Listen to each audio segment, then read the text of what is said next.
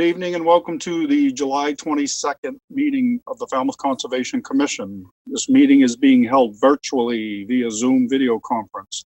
Please be patient. We do our best. This meeting is also being broadcast and streamed online by FCTV in real time. As this meeting is being recorded by Zoom and broadcast by FCTV, please be aware of what you say, how you say it, and what can be seen in your background. The chair recognizes the attendance of staff members Jen, Kevin, and our recording secretary, Susan. And we recognize the attendance of the full board. To the commissioners for commenting, as you know, I'll call on you at the appropriate time. Let's try to not talk over each other. And I'll remind you all votes need to be done by roll call. So when I call your name, please state your name and your vote. And again, it's redundant, but even if you're the one that made a motion or a second, I'm still going to call for your vote. To our public participants, there will be an opportunity for public comment for each hearing. If you'd like to comment on a particular hearing, you may submit any comments or questions via the chat function once that hearing has been opened. At the appropriate time, I will call for public comments and any submissions will be read into the record.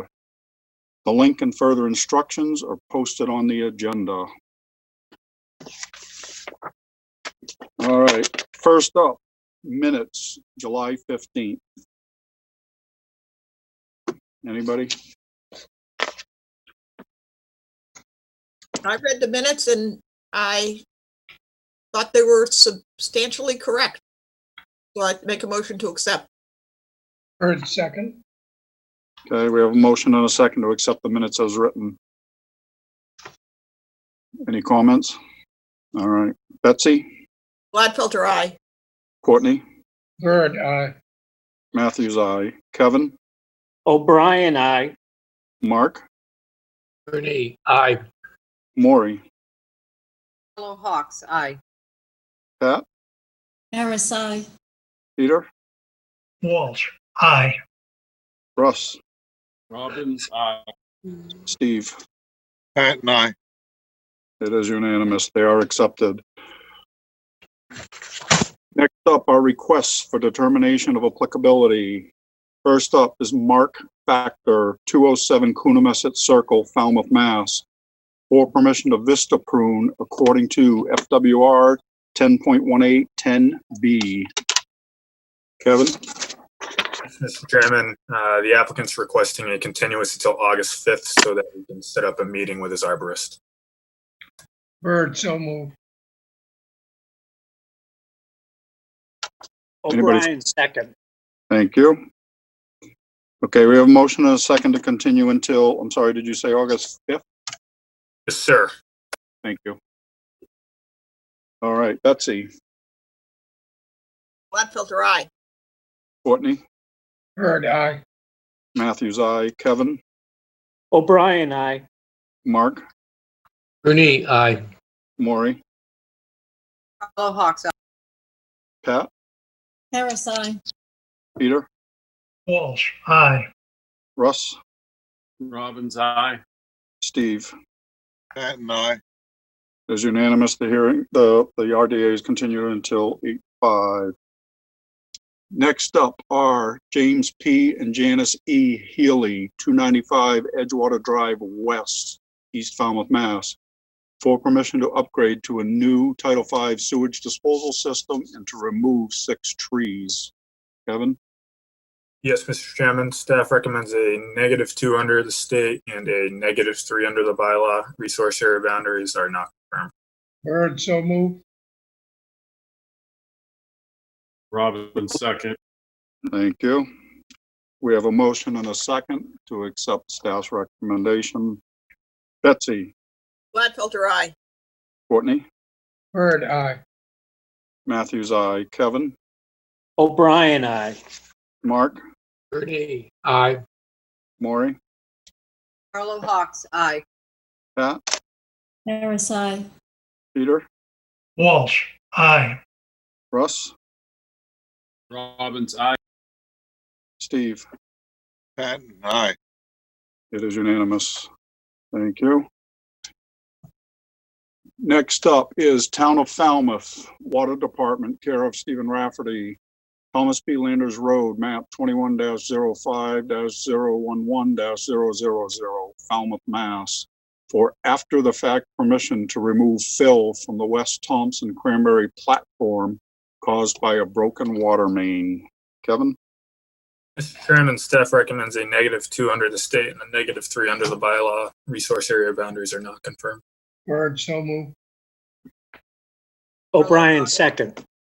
Thank you. We have a motion and a second to accept staff's recommendation. Betsy? Gladfilter, aye. Courtney? Bird, aye. Matthews, aye. Kevin? O'Brien, aye. Mark? Bird, aye. Maury? Carlo Hawks, aye. Pat? Harris, aye. Peter? Walsh, aye. Russ? Robbins, aye. Steve? Patton, aye. It is unanimous. Thank you.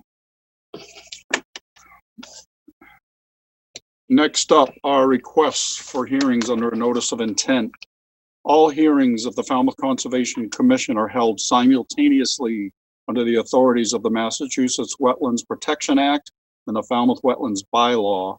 Although a single decision of the commission is issued, it represents a separate decision under each authority.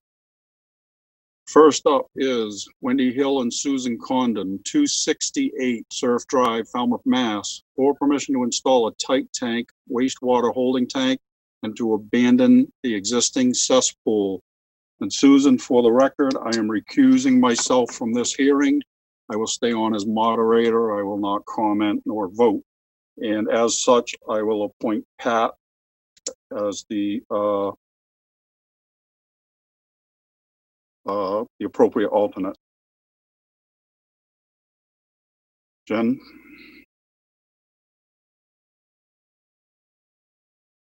Mr. Chairman, Michael Borselli, Falmouth Engineering, representing the applicant. Hello, Michael. Hello, with your permission, I'd like to share my screen. Please do.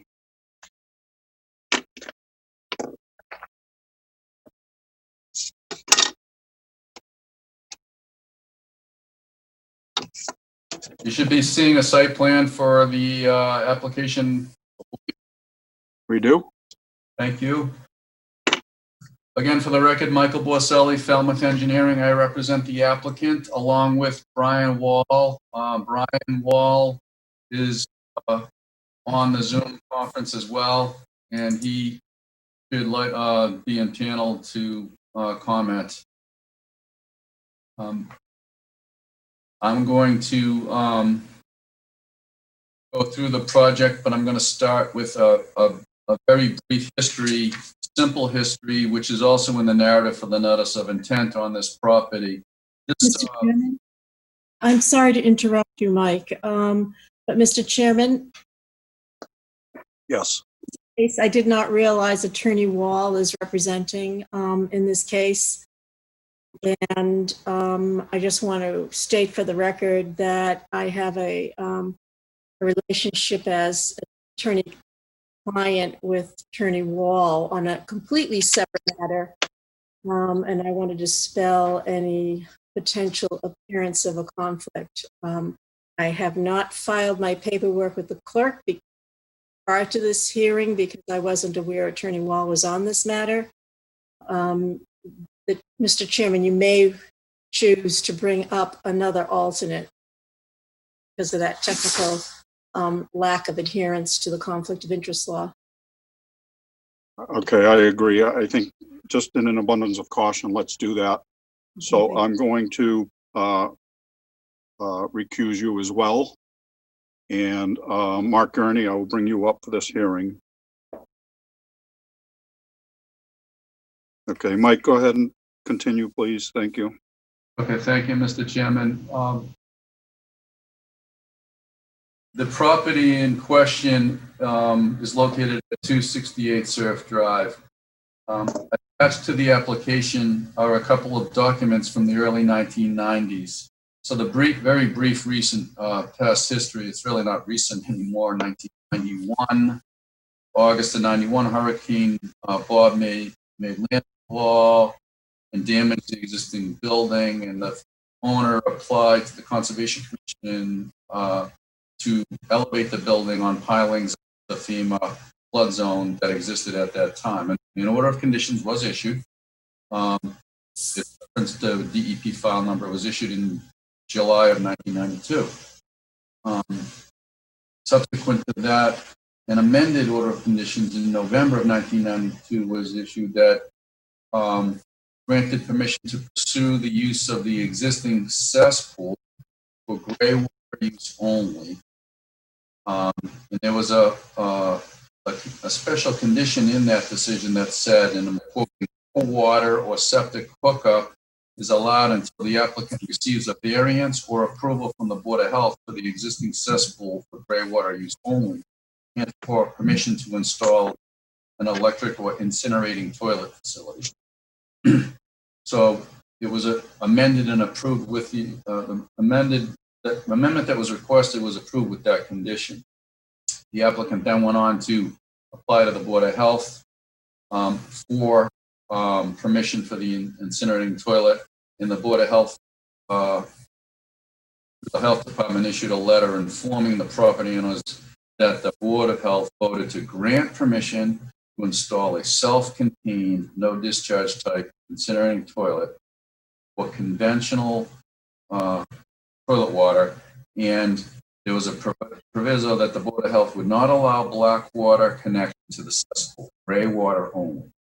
That all occurred in the early 90s. Subsequent to that, and bringing us to the present, the co-owner of the property, Wendy Hill, and a co-applicant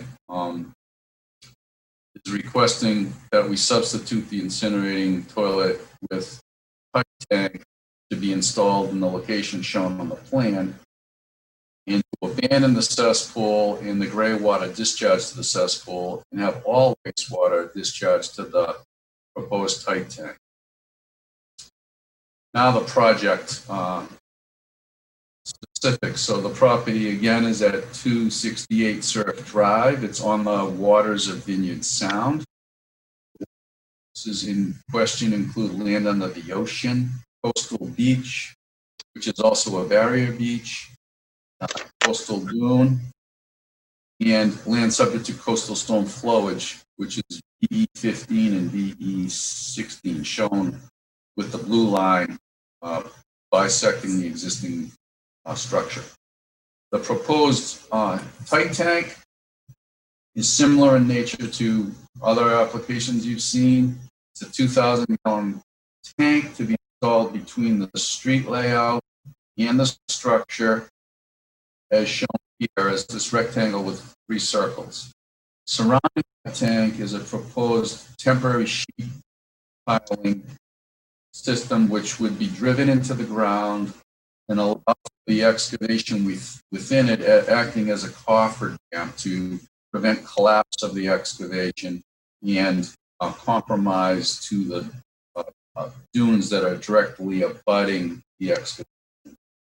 So the excavated material will be placed on trucks and hauled away. There will be groundwater encountered at some depth. In order to install the tank, we're proposing dewatering the groundwater and discharging into a hay bale system out by the high tide line on the beach. This is clean groundwater. It's standard practice to do dewatering in that way. It's been done on another project nearby. Once the hole is ready to accept the tank would be installed at the proper depth. It would be backfilled. The temporary sheet piling would be removed. In the sand area, which is basically a slot between 2 small dunes, would be restored back to what it is presently, which is a sandy area. In fact, it's actually 1 parking space where Wendy Hill parks her car. She has a 4-wheel drive vehicle, and she parks right in this location. So the tank is H20 loading proposed design. There is a detail at the bottom of the plan, and the specifications for the tank are all outlined. Because of the groundwater, we demonstrated the buoyancy calculations and the fact that the tank is heavy enough to offset the uplift effects of buoyancy. There's a limit of work shown directly next to the tank on both sides to prevent any unnecessary disruption to the dune edges. The edges of the dune will be restored back if there's a slight alteration to the edge, and American beach grass will also be planted. And after the project's complete, it will look the same as it does today. That's the expectation. So prior to this hearing, filed a request for the tight tank with the Board of Health. A public hearing, and the Board of Health voted to approve the tight tank. The Board of Health, the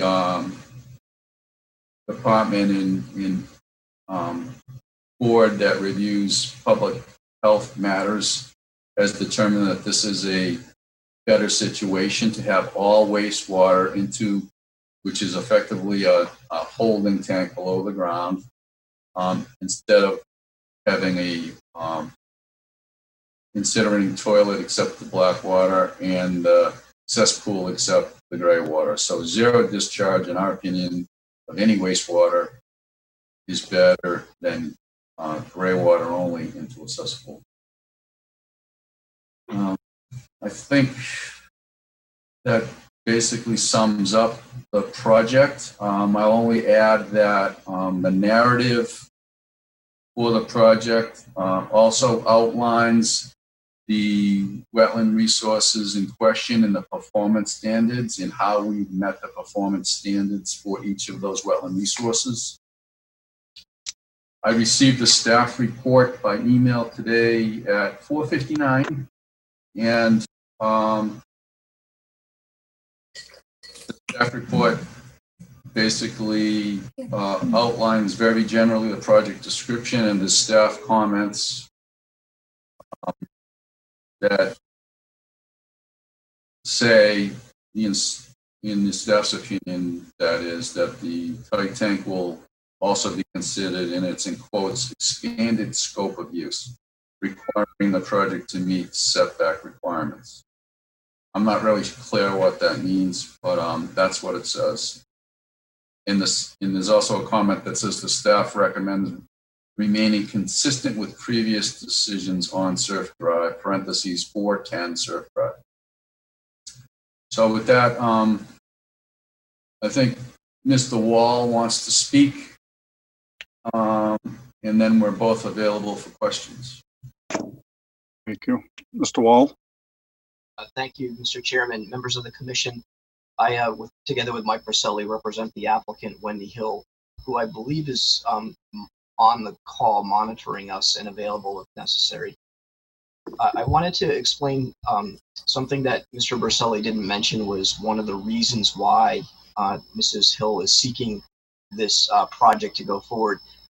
This is a beach house, a cabana, and many people use the structures down on Surf Drive kind of as summer buildings where they use them in accompanying with the beach. But Mrs. Hill actually lives in town and uses her cabana, her beach house, much more thoroughly and more often than other people. She uses it as an art studio, and the incinerating toilet that she's seeking to replace with the proposed tight tank, it works, but when it burns off the waste, it sends off noxious fumes, and her neighbors have complained to her, and she herself does not like it. And so she's trying to improve the entire situation by proposing this tight tank. I just mentioned that by way of background. I know that it doesn't matter to your regulations, but I thought it would be helpful to understand the project. I think that I'd like to reiterate what Mr. Berselli's theme here is that our view, our argument to you tonight is that the abandonment of the existing cesspool and replacing it with a tight tank is essentially an overall environmental improvement. And that's why Mr. Borselli went through all the permits. It's important, I think, to understand that the existing structure, the existing cesspool, and the existing incinerating toilet are all fully permitted. And I think that what we're trying to do here is improve an already existing situation. Mr. Borselli mentioned briefly the narrative, but I think it's also important for the commission to take a look at that. He categorically went through all of the applicable performance standards, and he makes a case and demonstrates compliance with each one. Those are essentially my comments. However, I'd like to end, before I turn it over for questions, by saying that we will want to request a continuance. We did get the staff report at the very end of the day today, and it does say that it contains a recommendation to the commission to remain consistent with previous decisions. And then it cites to a case at 410 Surf Drive. And the case at 410 Surf Drive never resulted in a decision. The applicant in that case withdrew the application before there was any decision made. And I would like the opportunity to supplement the record with some information to demonstrate that. Having said that, we're available for questions. Thank you. Mike, if you would stop sharing screen, please. Yes. Thank you. Jen and or Kevin. Yes, Mr. Chairman. First off, for the commission to know, I met with Mr. Borselli prior to him filing and explained exactly what the staff's position was going to be, when he, kind of went over the project and said, this is what they were proposing. So the staff was very clear, even prior to filing this notice of intent, what our position would be with a tight tank in a barrier beach, V-zone, and coastal beach system. We were staying very consistent with our recommendations and our position at 410 Surf Drive. Ms. Bergeron, the new agent, kind of didn't understand the difference. She thought 410 when I talked to her this afternoon and explained that we were going to stay very consistent with our recommendations. She thought that was a decision. And so that's why she put it in there. But it was a recommendation in the staff's opinion that we felt that the tight tank at 410 Surf, as we do with this one, is an expanded scope of use. And that the performance standards would have at 1003 would need to apply, which means it cannot go into a V-zone or a coastal beach, that an expanded sewage disposal system cannot do that. So that's where that comes from. I'm not quite sure why Mr. Borselli is not aware of what we meant. We were very clear when we met prior to filing, kind of what our potential position would be, because it's a very similar project to, or proposal to 410. You have an existing cesspool that accepts gray water. You have, and in this case, you have an incinerating toilet for the black water. So I think pretty much our staff report, states it. We, the staff, feel it does not meet 1003. Let me get it for you. 3D2, if I cited that correctly. 3D2, I believe, and that we feel it is an expanded scope. The applicant was aware of what the situation was when the house was purchased, I believe, and correct me if I'm wrong, Brian or Mike, it was purchased last year or the year before? That's a question? Yes, year before, Mike? I don't know that answer of the dates. I believe Mrs. Hill acquired an interest in the property a year ago. Okay, so, the applicant was aware of what the condition of that cabana was a year ago. Our suggestion would be to look at additional technologies, incinerating technologies to upgrade what is there. I think that about sums up our comments. Kevin, do you have anything to add? No, Jen, I think you put it pretty frankly, our position, and I have nothing to add to that. Thank you. Okay. Thank you. All right, I'm going to open up to commission comments. Betsy, I'll start with you. Oh, can you hear me? Yeah, I'm on. Yes. Okay, I have two comments. One is, I can see that how the Board of Health may have felt that this was equal or better for health reasons. I'm not convinced that gray water is going to have any effect on the health there. And what I am concerned about is I don't think this is an environmental improvement. I don't think putting a concrete tank in a barrier beach that we know is going to get inundated probably in our lifetimes is a good idea. We can see what happened around Minot Road when things get abandoned in beaches and then sand gets washed away again. These things reappear. So I don't think this is environmentally better. That's all, Jamie. Thanks. Thank you. Courtney? Yeah, to follow up on Betsy's comment, I have similar concerns. I think we have to be aware that Surf Drive is, given the rate of sea level rise and so forth, is potentially going to disappear or have to be re-engineered, and not too long in the distant future. I looked at a recently updated interactive flood map, and it shows a 5-foot sea level rise by 2050, and that pretty much wipes out Surf Drive. So that's a concern, and I think that as we look at projects on Surf Drive, we should bear that in mind. So I second Betsy's concern. The other thing too about this is, while I understand perhaps the issue with the incinerating toilet,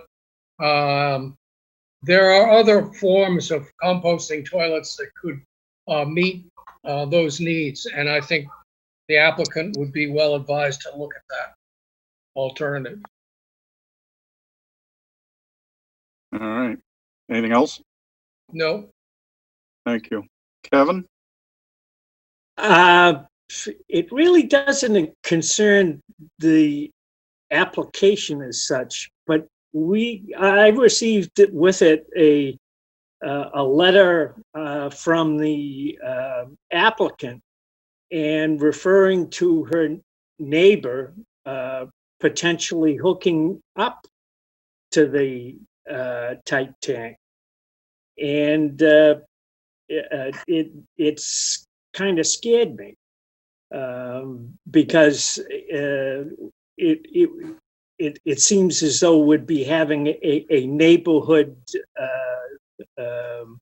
dumping ground. I don't know if we can consider this correspondence, but like I say, it was troubling. And other than that, I think Betsy and Court summed up the case pretty well. Thank you. Mark? Well, I guess I have a different perspective on this. As far as I can see, the tight tank is a impervious structure. And as such, it shouldn't, as the health department has said, shouldn't give any health issue at all. If we do run into a 5-foot sea level rise, which is, who knows, I've personally done a lot of work in climate research, and I'm not sure that's really in the cards, but if it were, this tank could be pumped and even abandoned. It's no worse than having all those houses in the row on Surf Drive also having to be abandoned, and whatever detritants they contribute would far overwhelm anything this tight tank would do. And in fact, the bridge on the railroad bridge the rail trail bridge going across the Trunk River is down within that 5-foot sea level rise height. We didn't have any concern with building up that and making new abutments and fittings for that and the new bridge. So I'm not sure that's an issue with this property either. I guess I don't see any health issues. I don't personally see any issues relating to it being a velocity zone. This thing is immensely massive. It's not going to be moving. I guess that's all I have to say. All right. Maury? First, I'd like to make sure that we put all the previous record into the file from back in the day. And there are new incinerating toilets. There are new composting toilets. I think maybe the applicant could investigate that first. And it appears that's the biggest problem, is the smell. And I know that with all the new technology that's out there, it could actually maybe be a much cheaper and simpler and useful fix than installing, the concrete tight tank into the dune. The other thing is we are in two different realms, Mark, as far as Board of Health is public health and ours is environmental health, and how we protect the environment. And that's where there's a little bit of division there. And I understand why the Board of Health would, be comfortable with this, and I can see why we're not comfortable with this. But again, I think that with all the new technology, and it appears it's more the neighbor not liking the smell, there are so many filters that can be improved upon and all sorts of things. So that might be the better route to go, and we do have 10.033. Thank you. Thank you. Peter? Yes, I'm agreeing with Mark somewhat. As I read the regulations, septic system upgrades, that's on D, and the setback requirement on 2 under it, there are two things, either the enlargement of a existing building or an expanded scope of use. And if you go by the regulations exactly, you have to make a decision. Well, obviously, it's not a enlargement of the existing building. You have to make a judgment about the expanded scope of use. And you could say, on the one hand, it's expanded because instead of gray water and the toilet burning, maybe if you have one tight tank, it's expanded. But the other hand, you could say, well, it's both gray water and black water existing system, and proposed system will be handling both gray water and black water, so it's not an expanded scope of use. So I think if you go back to the regulations, it's a judgment call. That's it. Thank you. Russ? I'm going to agree with Mark and Peter. I've worked on those incinerates. I've seen the newer ones. They're no different. I'm surprised you could even get one to work in that environment down there on the water. And as far as I'm concerned, the composting toilets, they're okay, but I'd much prefer to see everything go into a tight tank and be pumped. This building isn't expanding. The one down at 410, I believe, was a smaller cottage original, and they were building a large, or they were proposing to build a larger one. So I don't have a problem. I'm all set. Thank you. Steve?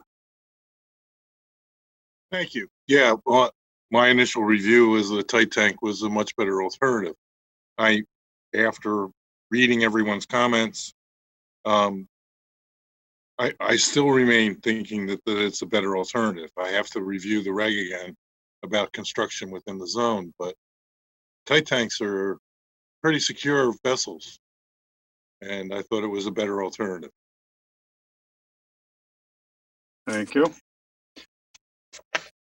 All right, Jen, do we have any public comments or questions? Not at this time, Mr. Chairman. Thank you.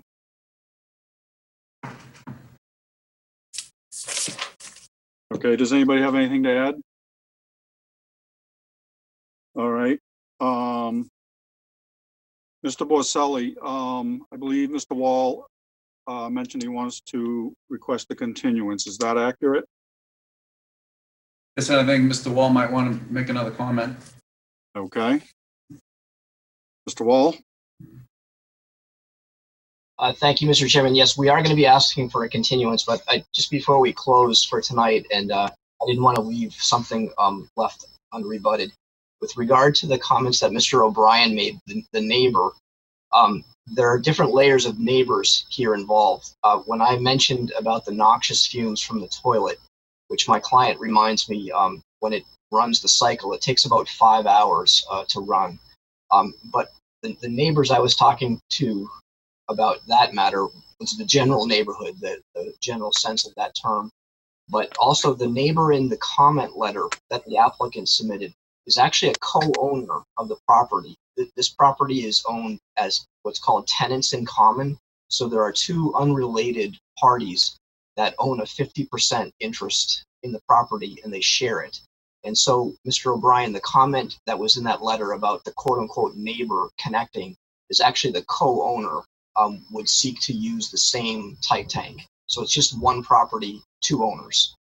The reason why we also want to ask for the continuance has to do with that reference in the staff report.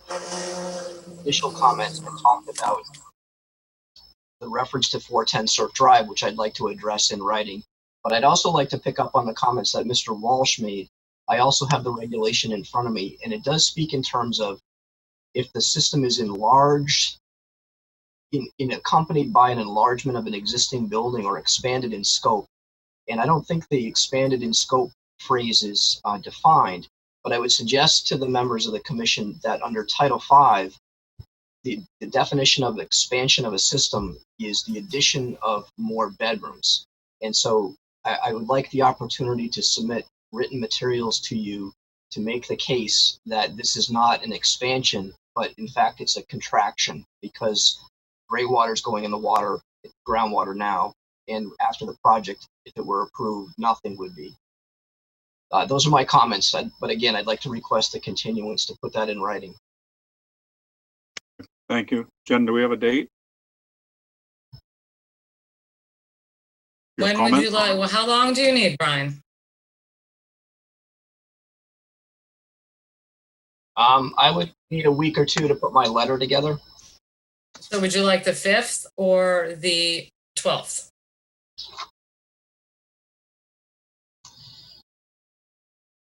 The 5th would be great.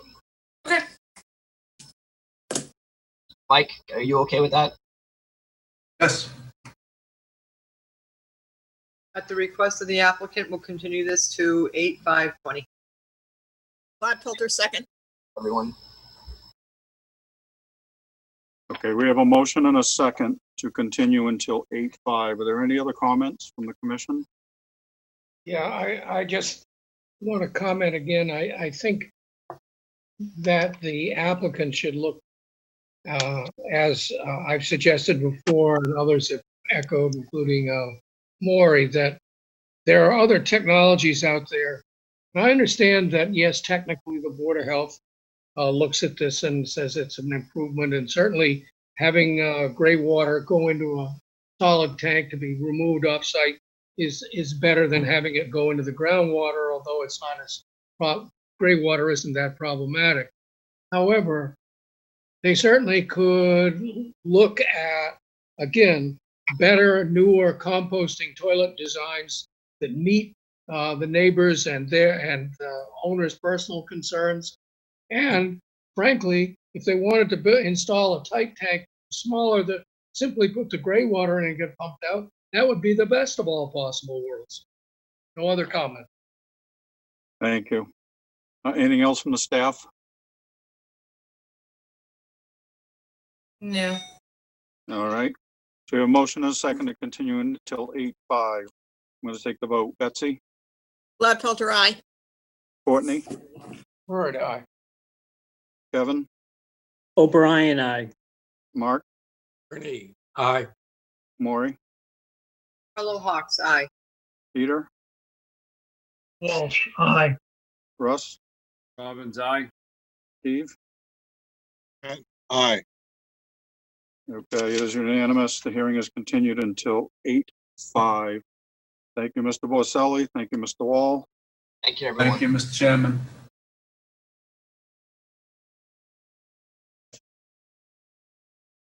All right, next up, Frank and Donna Skelly, 369 Edgewater Drive West, East Falmouth, Mass. For permission to raise, RAZE, an existing single-family dwelling and to construct a new single-family dwelling, to add a new Title V septic system and to reconfigure the driveway. Thank you, Mr. Chairman.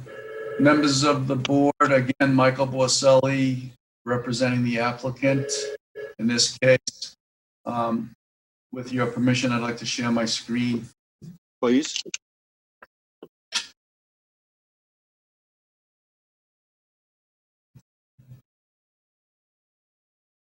So I'm sharing with you the site plan for the proposed house reconstruction at 369 Edgewater Drive West. The applicant, Donna Skelly, has retained our services as well as the services of Robert Morin, a licensed architect. He's responsible for the design of the new house that will be designed in accordance with FEMA standards for construction in velocity zones.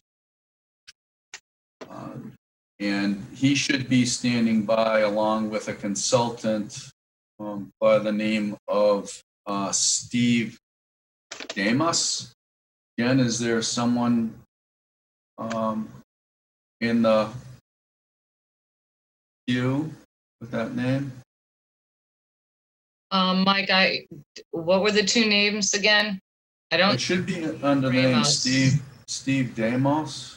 Damos? no, He's in attendees. he is. I don't see him in attendees. All right, it was earlier. I don't see him either. Who's the builder on this one, Mike? There's no builder. There's an architect by the name of Robert Morin, but he was supposed to be in the same location as. He is here, so I'll promote him up to a panelist for you. Okay. I just promoted him, Mike. Thank you. All right, thank you. I wasn't aware. Sorry about that. The property in question is at 369 Edgewater Drive West. There's an existing single-family dwelling on the property. There's an existing licensed dock, which is slightly off the page. There's wetland resources, including land under the ocean. There's a coastal beach. There's a salt marsh, and there's a very low-profile coastal bank. There is land subject to coastal storm flowage. Two different zones are VE14 on the seaward side of the property running through the existing house, and then on the landward side, AE12 again running through the house, both house and proposed house. So since a portion of the structure is within the FEMA B zone, the house is designed to FEMA standards and Town of Falmouth Conservation Commission standards, because in addition to the FEMA boundary, there is also the Falmouth Wetland Regulation V zone, which is shown on this plan parallel and 25 feet more landward. There's a lot of lines on these plans, varying colors that represent the respective A and B zones from the wetland resources of note. There's a 50-foot no disturbance zone from the coastal bank. There's a 50-foot outer buffer zone from the coastal bank. There's a 100-foot no disturbance zone from the salt marsh. And I think those are the ones that are shown and of importance. You can see relative to those lines, the existing house is shown in the background in red. And then of course the proposed house is shown. Another unique feature on this property is this existing concrete wall. If anyone's been to the site, you notice that there's a depressed grass yard area that is at about elevation 2. The remaining upper portion of the yard is about elevation 5. So this depressed grass area is supposed to be filled and abandoned so that the whole site is basically at the actual grades that predominate the site.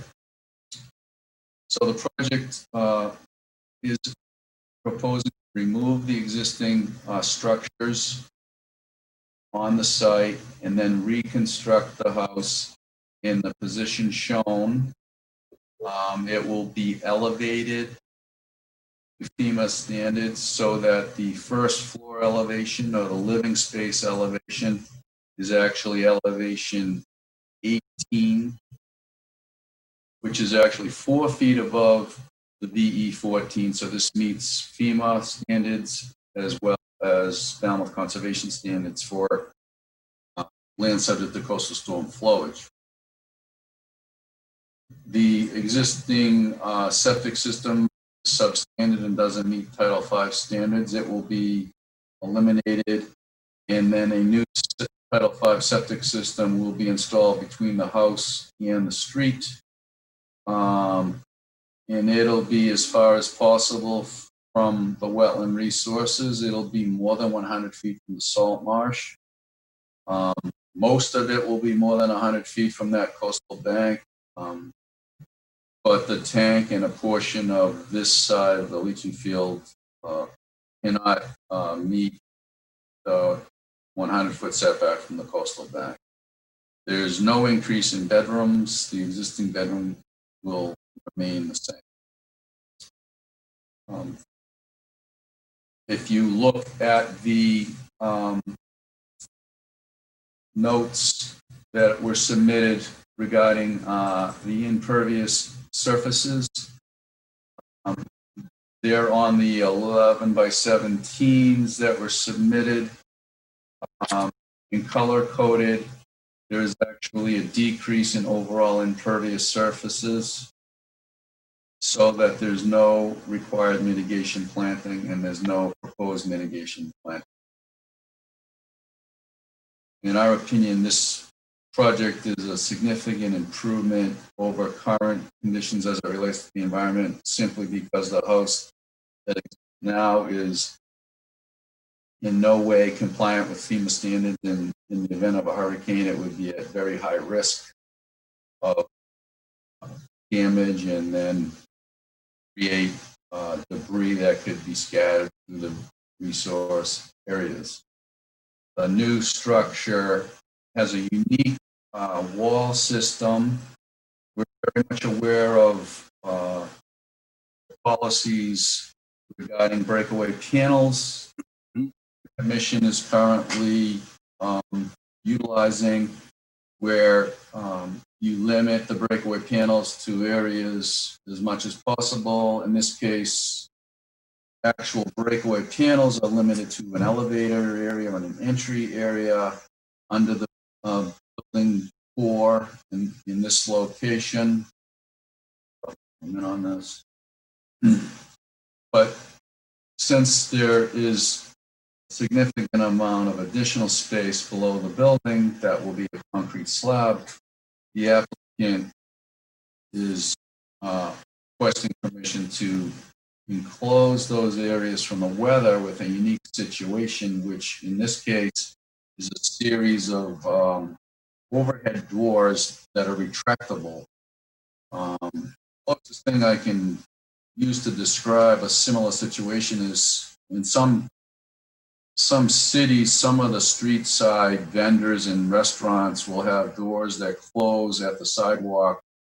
And the doors are like completely transparent, made out of temper resistant glass so that you can look in, and depending on the weather, you can open them if it's seasonally appropriate so that the street side, open to the sidewalk. It's similar to that in that the doors are retractable around the whole perimeter of the building, so that in the event of a storm and water and wave flowing on the site, and be retracted so you get the same effect as if there was no, open entirely on a regular, continual basis.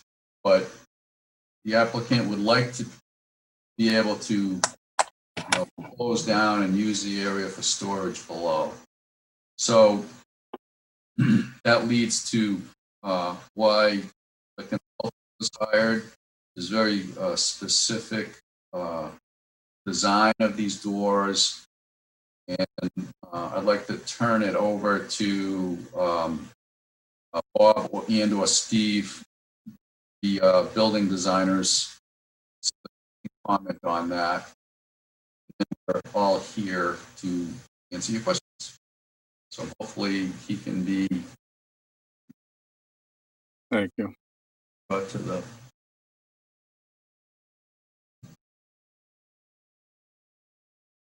Are we waiting for Stephen or Robert? I promoted Robert Morin up. Okay. Morin, if that was the correct word. Mike, can you stop sharing your screen? Maybe that would be helpful. Yeah. Thank you. I'm here now, thank you. Oh, Well, we have some. There it is, great. Okay, can you hear me? Oh, okay. Yes. In terms of the house, there's no variances required for construction. It's about 2,500 square feet total on 3 levels. The lowest structure, remember, is 3 feet above the plus 4-foot flood tide. And the house is 34 feet above the 7-foot elevation mark, so that there's no height problem either. All mechanical systems will be above the lowest structural member. All the windows will be Marvin integrity with impact glass. They're going to be, we hope to install 80 feet 7 overhead doors, which automatically open in case of excessive flood level. And there'll be 2 compressors and a generator, which will be on the south side above flood level. And there'll be a propane tank buried on the site to provide heat and power when required. If you like to talk about the garage door opening, Steve's going to take care of that portion for us. It's okay.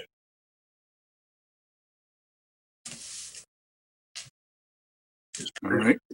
Anything else? No, not right now. I'll wait for questions. Jen and or Kevin? Yes, Mr. Chairman. Like it said in the staff report, the board would the staff's recommendation is that the board stay consistent with its past decisions regarding construction and velocity zone. The past 4, you just did, I think, 3 recent ones along Surf Drive and Short Street that only allowed the staircase and the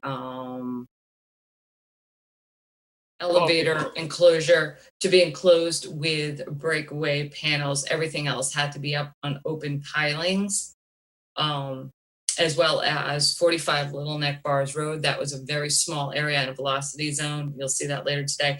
That area was a very small area that was going to be enclosed. The rest was on open pilings. And I do believe, and correct me if I'm wrong, commissioners, that we had a very similar design to this on the house at the corner of Nashawina and Old Dock Road, where they have the big house, and then they proposed the guest house, and the guest house was being proposed with these kind of roll up. Mike, you're talking about almost like roll away, roll up kind of walls, correct? Correct. They're garage, effectively like garage Like a doors. garage door. Electron, you know, they have a motor and they're triggered by either manually engaging them or if the owner is absent, they're triggered by water flow. When there's a water sensor, they will automatically open. I believe they also can be opened remotely just by the owner. Okay. So And basically, so it's like a new innovative thing that we think serves the same purpose as them being fully open. Well, I mean, we had, I believe, almost the exact same design. I don't know how many years ago.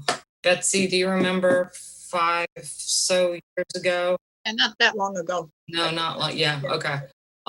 Where, you know, it was a very similar design and the board said,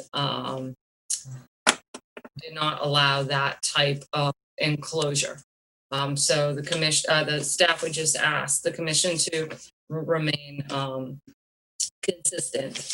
Other than that, Mike, I only have a couple of questions. Is that hot tub going to remain, or is that going on the patio or a deck, or?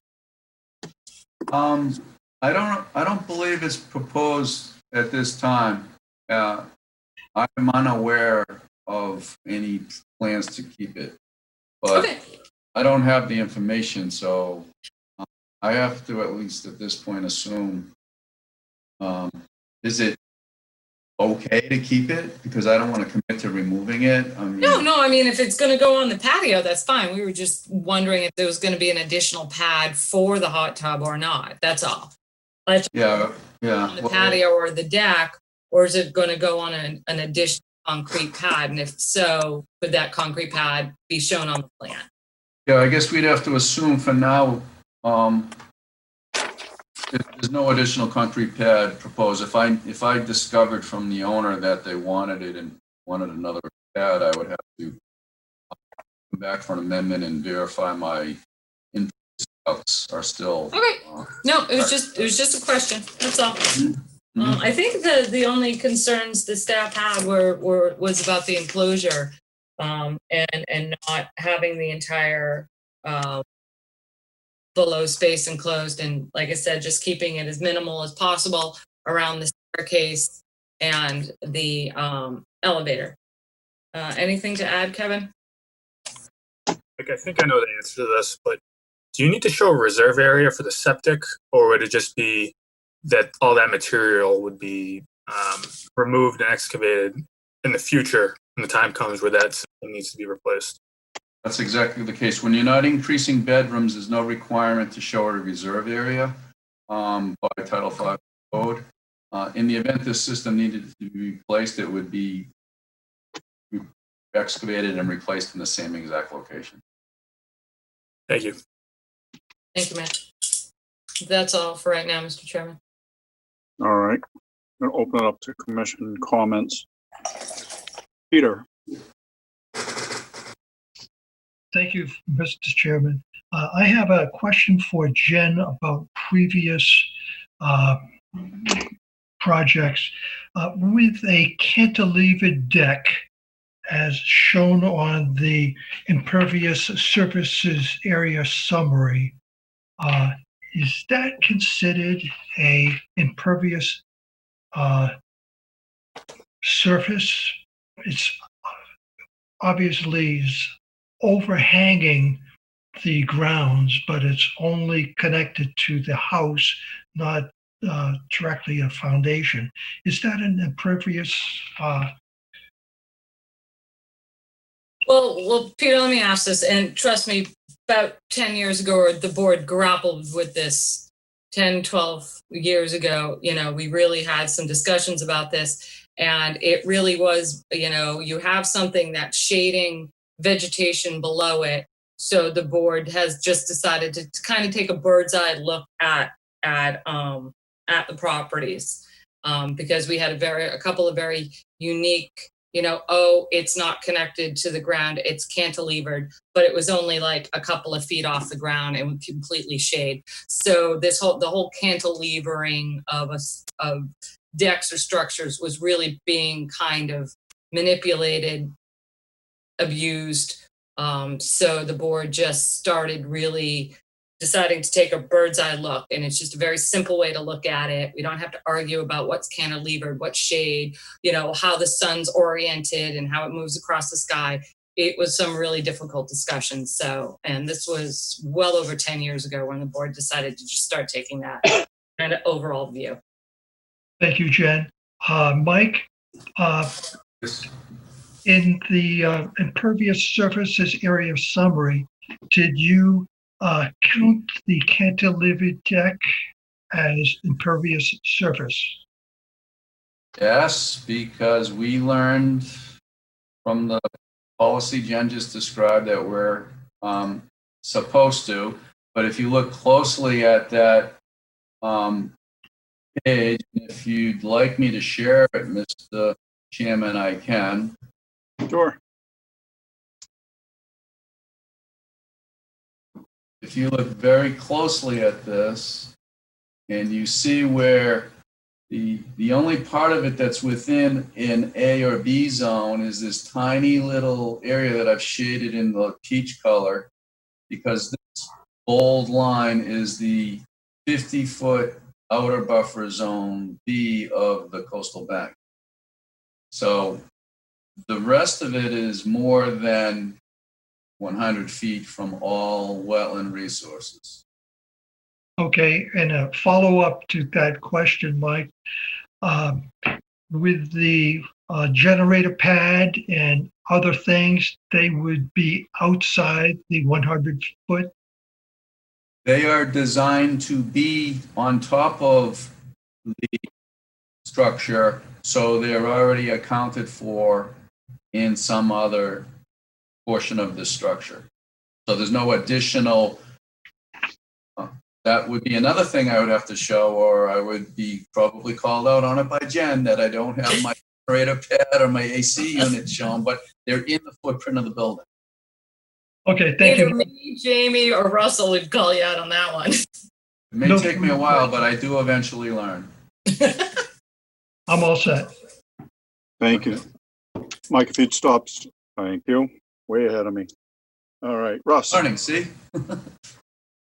I'm really kind of curious about these breakaway panels or doors that you're talking about. Are they just overhead garage doors, or are they all glass? I didn't see a real description or anything in here. Just curious.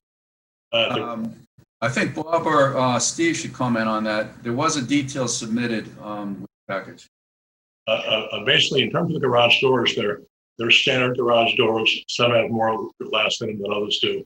They're all a standard height, which is 8 feet. And there's some 14-foot wide, a couple 14-footers, some 12-footers, and there's a couple of regular 9-footers. But they're basically this. You can go to any garage store and just buy these. And the building's design, we have 3 feet. We have 3 feet of space from the 14-foot mark to the lowest structural member. And those garage doors, when the water gets higher, we have water level indicators, which will open all the doors at one time, and they'll all be above the plus 14, the 16-foot line. So it's not like they aren't. You can't call them breakaway panels because they aren't. They're walls that just go away when the floods come. Thank you. We can explain how these work. If you'd like, the really unique thing about this system is really not the doors, it's the sensing system. Rather than float switches and things like that are very troublesome. The system being used here is an electronic system, but the probes that are used, electronics would be mounted 14 feet above the ground, so they wouldn't be subject to water at all. Right. But the actual probes that would be in like a small sump area that might be 12 inches deep or something are actually made of stainless steel. And when the water contacts the two of them, it starts the whole process of throwing relays and opening the doors, basically. Because garage doors, as you all know that have them, it's basically just a contact closure to open the door, and another contact closure to close it.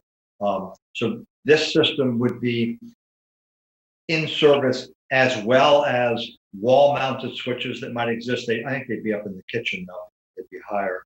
Or a garage door opener in a car could do it if they have those, if they want to use that type of system. Or an app on a cell phone can be used to do this. So it can be monitored and activated remotely as well. But the unique thing about this is just the fact that if you're not there and the water level comes up to a certain point, all the doors will open and they will stay open then until they're closed, basically. An option would be, and this is being explored, is that when the water level drops below a certain level, which might be 6, 8, 12 inches below the sensor level that opens them, and you reach that lower level, in other words, the water has receded, you could have the option of having the doors close automatically too, if you want. But the primary purpose of this whole system is to automatically open the doors. Russ, anything else? No, I'm all set, Mr. Chairman. Thank you. And I thank you didn't for want to interrupt. Thank you. Would these doors open to the flood height, the minimum height requirement? I'll let Bob answer that. To be above that, the way the house is designed, we have from the 16-foot, the plus 16-foot level, we actually have 3 feet above that, and 2 feet is done by the state, 14 done by the state, and the last foot is where the garage doors will move up. Okay. That'll be 2 feet above that 14-foot level, more than 2. Okay. As a lot of you guys know, one of the issues with panels is it creates storage space. So it's, the doors get open, that's fine, but all the stuff inside now becomes projectiles, potentially. All right, Mr. Steve? Chairman, I have a quick question on that for the doors, if you don't mind. What happens when the power's out? I mean, hurricanes coming, floods are coming, power's usually going out before the floods hit. What happens when your power's out? How do the doors go up? There's going to be a gas-fired generator as part of the project, and the generator is up on probably like on the same level as the first floor, the main floor of the building. There are two compressors and a generator up there. So when the power is out, the generator comes on, so the house will always have power. Even if nobody's in the house, the generator's just going to automatically go on. Right. Okay. All right, Steve? Yeah, I was going to talk about the storage that was briefly mentioned in the presentation under the building. I kind of like these garage doors. They seem to provide a good function that we were concerned about with breakaway doors. But what is the purpose then of the garage doors? What are not hiding, but what will we be behind them or inside? Well, one of the things is vehicles. This is high enough that it's a garage under, so cars can park under the building. So, wind and, salt spray and everything, your cars are parked in there, And we all have things, lawnmowers, couple shovels, rakes, things you need to store. That's all, Mr. Chairman. Thank you. Kevin? I better not say anything because we've made decisions in the past based on the fact that the breakaway doors, once they break away, provide damaging material in the flood, but also people naturally store things there, and they're admitting up front that they're going to use it for storage. So in the event of a flood, that stored material would wind up in the flood hitting other properties. Mr. Chairman, if I could comment on that briefly. Sure. Sometimes we lose sight of the fact that, and this is my observation in velocity zones, if this were a vacant lot for the first time, I can see all these arguments having some validity. We have a home here right now that has no compliance with FEMA standards at all. It is effectively one giant breakaway panel just waiting for the hurricane to come and launch everything in the house and all of the material that the house is constructed of through the neighborhood. So if the project didn't go forward, you'd have a higher potential.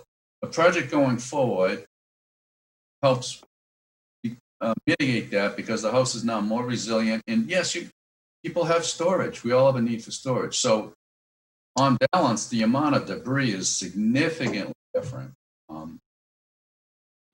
than what is currently there. If the storm that we're all knowing the house is designed for were to occur. All right. Kevin, anything else? Just oddly enough, Tom has a good point. Mike? Oh, I'm sorry. That's all right. Mark? I guess I look at these doors, not our problem, but I think they would be a terrible FEMA issue. Because the whole point of having breakaway anything is so that if the stormwater comes up, whatever structure's in the way doesn't pull down the rest of the house, which is higher up. So you have to keep whatever's there disconnected from the house that's above the flood zone. And these breakaway doors, sure, they can open as long as you got power. Well, I don't know where you guys live, but I live in Falmouth and power goes out every year. So there's kind of an issue there that the doors might not be functional.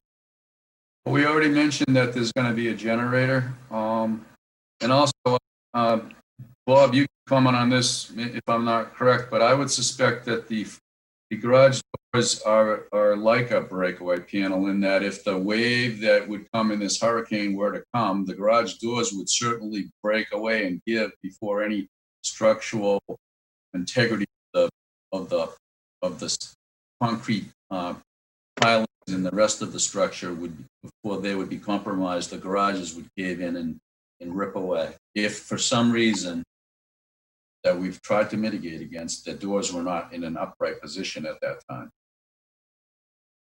I guess that's the only way I would look at it. I don't know about the generator, whether it's going to work either, but I think the idea that the doors themselves are totally passively able to break away if there's a wave issue is good. So I think from a design point of view, that's a pretty good design. As far as storage, well, I in the past have said that I don't mind having storage down there, and I still don't. That's all. Mike? Maury? I speak for a second. In terms of all this, we've never considered the doors breakaway panels. Who's speaking? Walls, I am.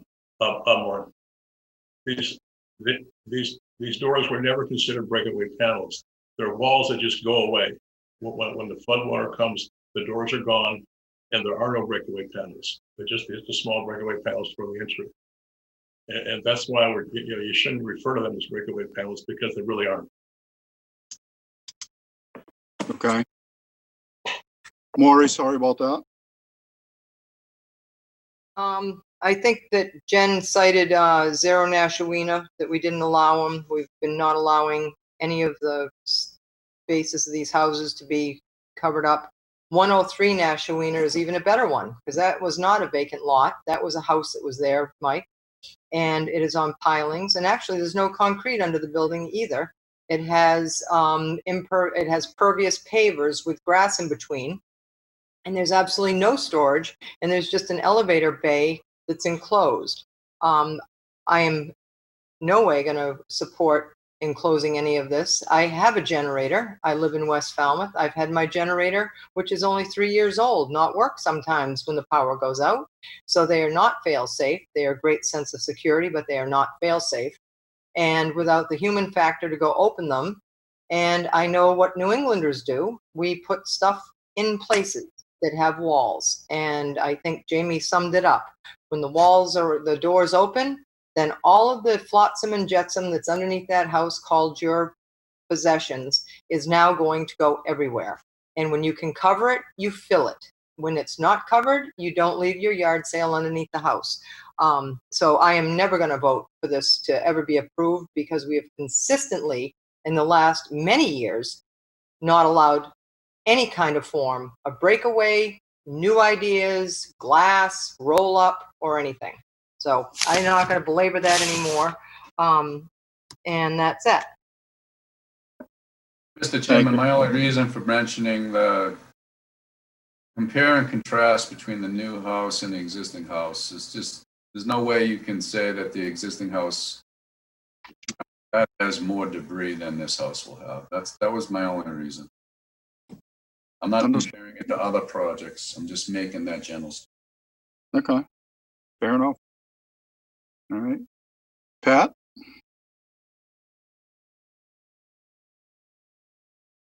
Pat, are you there? Maureen did a great job of summarizing my concerns, and I'm also thinking this compare and contrast is not relevant. New construction has to comply with regulations. All right. Betsy?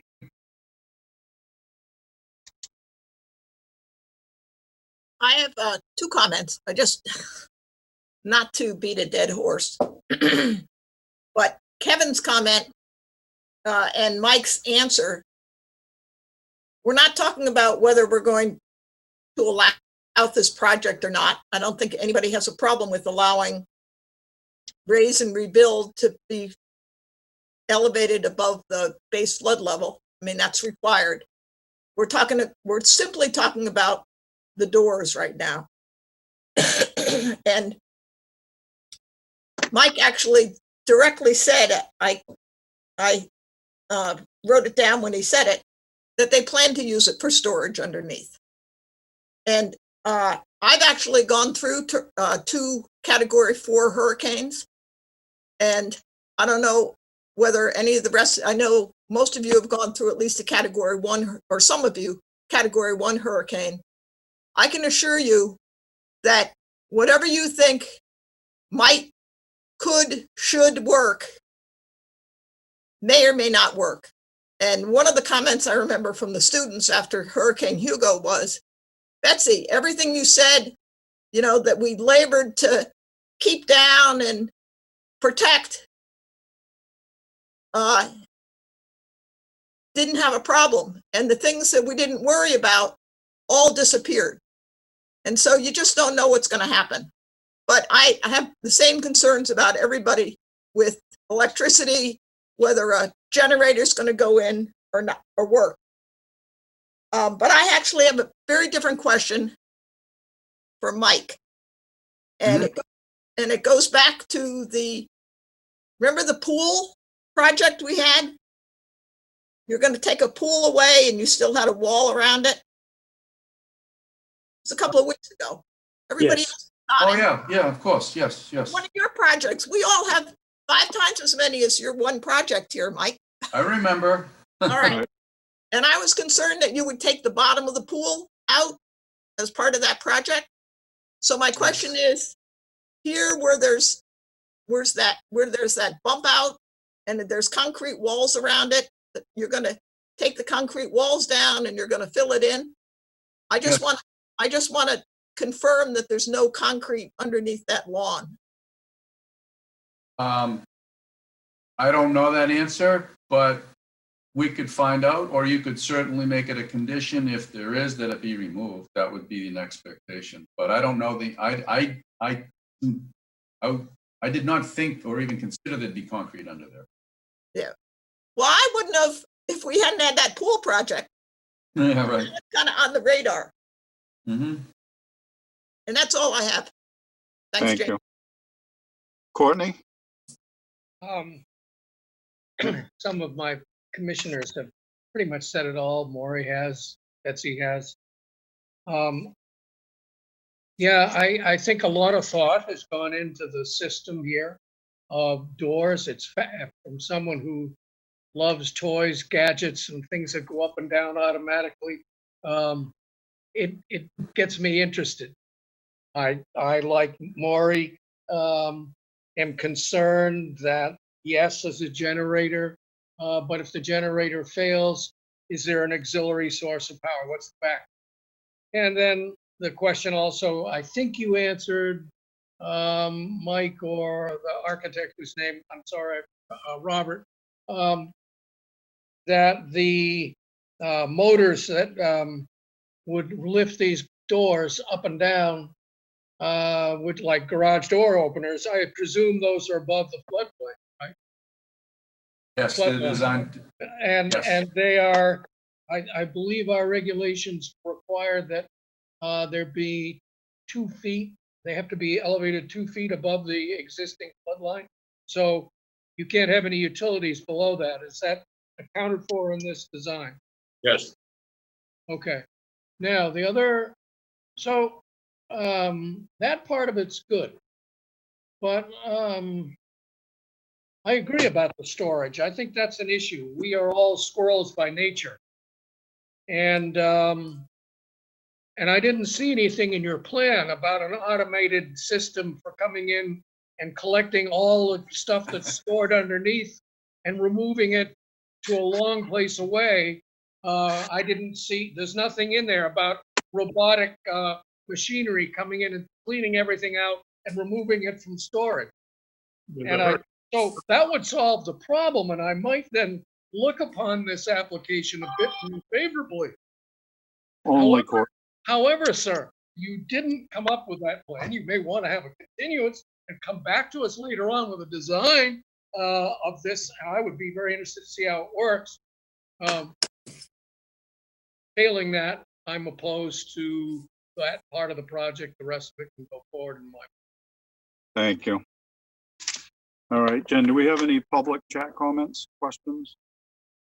Not at this time, Mr. Chairman. I do just have one quick follow-up for Mike. Mike, the tank, is there a way to switch it so it's in underneath the driveway and out of that V zone? Or no? No, because the grades on the driveway, if you look, are lower in the tank. Tank where it is now is a slight change in elevation, so the tank would be above the grade of the driveway if we moved it over there.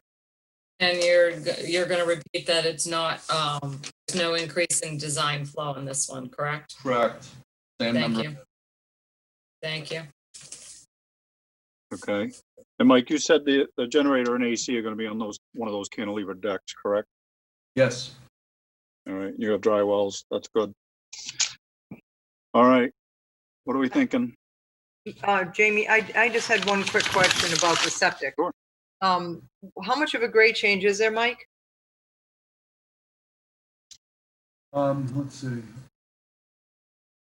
The average grade where the system is now is 7 to 7.5, and the proposed grade will be 8.5, and right over the tank is 9, so about a foot, a little bit more than a foot of grade change with the septic system is than what is the current grade. You'd still meet groundwater separation of 5 feet, right?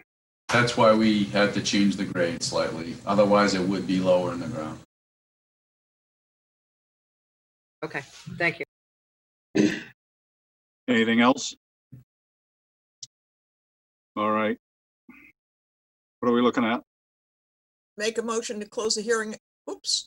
Make a motion. Mike, do you want? Are you going to close this, Mike, or are you going to request a Well, continuance? I was gonna wait to hear from everyone, and then I was gonna ask, is it certain? I would expect if you approve it to be a condition with no garage doors, or are you wanting us to continue to revise the plans to show no garage? Well, if you were to revise the plans, Mike, I would want to see an enclosed space on the architectural and your thing, and I don't think that's something we can condition. So, Yeah. I mean, Well, it we does have show, to- I think it shows on the plans, but I think if you look at the architecturals, there's the true enclosed space with garage doors, but if you need us to make the plan revision, we could continue to August 5th and just submit the revised architectural. That's a better, we don't need to close tonight if you'd prefer. I would prefer that, Mike. I would prefer the revised architectural and also to have that kind of dashed out on your plan as well. Oh, to show it on my plan, yeah. Yes, please, And- just to keep the two yeah. plans consistent. The other Got it. question I had, we were talking about, well, I talked about the concrete slab underneath the whole building. Is that, everybody happy with that?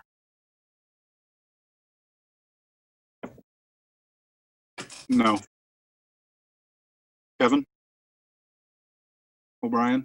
You look like you were saying something. No? No, All right.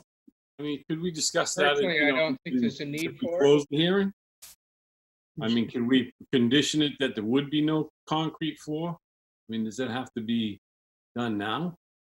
Well, let me talk to the structural engineer who designed the foundation, because he's got to make the call now, because a lot of times that slab becomes part of the coastal foundation. Yeah, at the enclosed portion.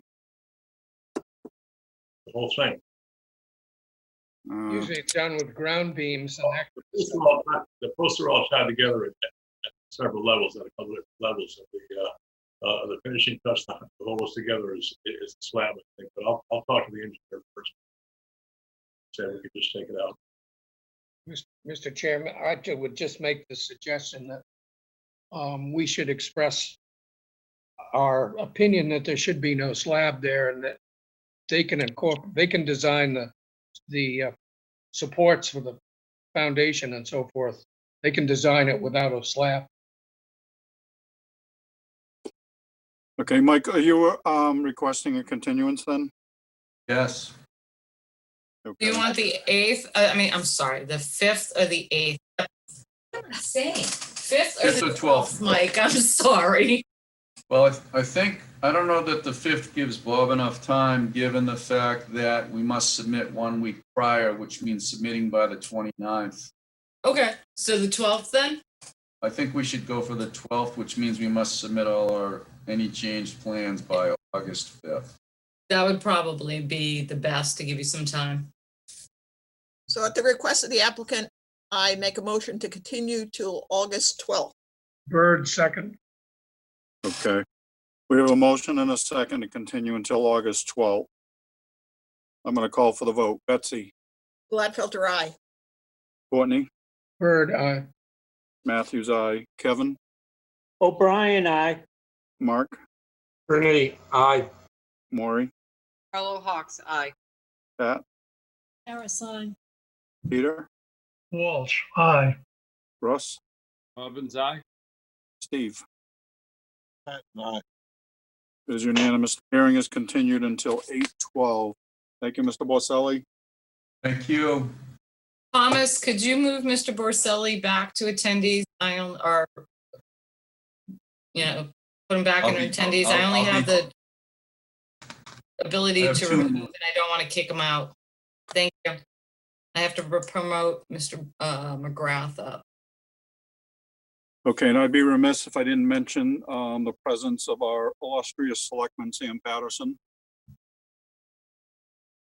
All right, next up is the 123 Penzance Road Nominee Trust, 123 Penzance Road, Woods Hole, Falmouth, Mass, for permission to place approximately 300 cubic yards of sand to replenish, construct, and maintain a sacrificial dune that protects the coastal bank and existing cottage, and to request the placement of sand up to 200 cubic yards in perpetuity that will repair and maintain the sacrificial dune.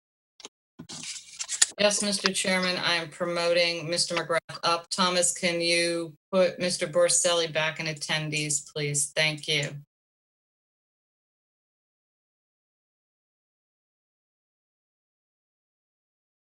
Mr. McGrath, if you're ready.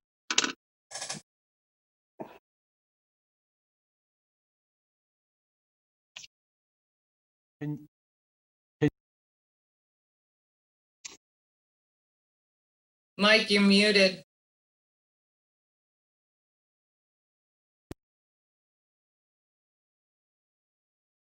You're still muted. You keep going in and out, Mr. McGrath. Can you hear me now? Yes, we can. Thank you. Thank you. My name is Michael McGrath. My firm, Holmes and McGrath, filed the notice. I would like to share the screen. Can I share the screen, Mr. Chairman? Yes, sir.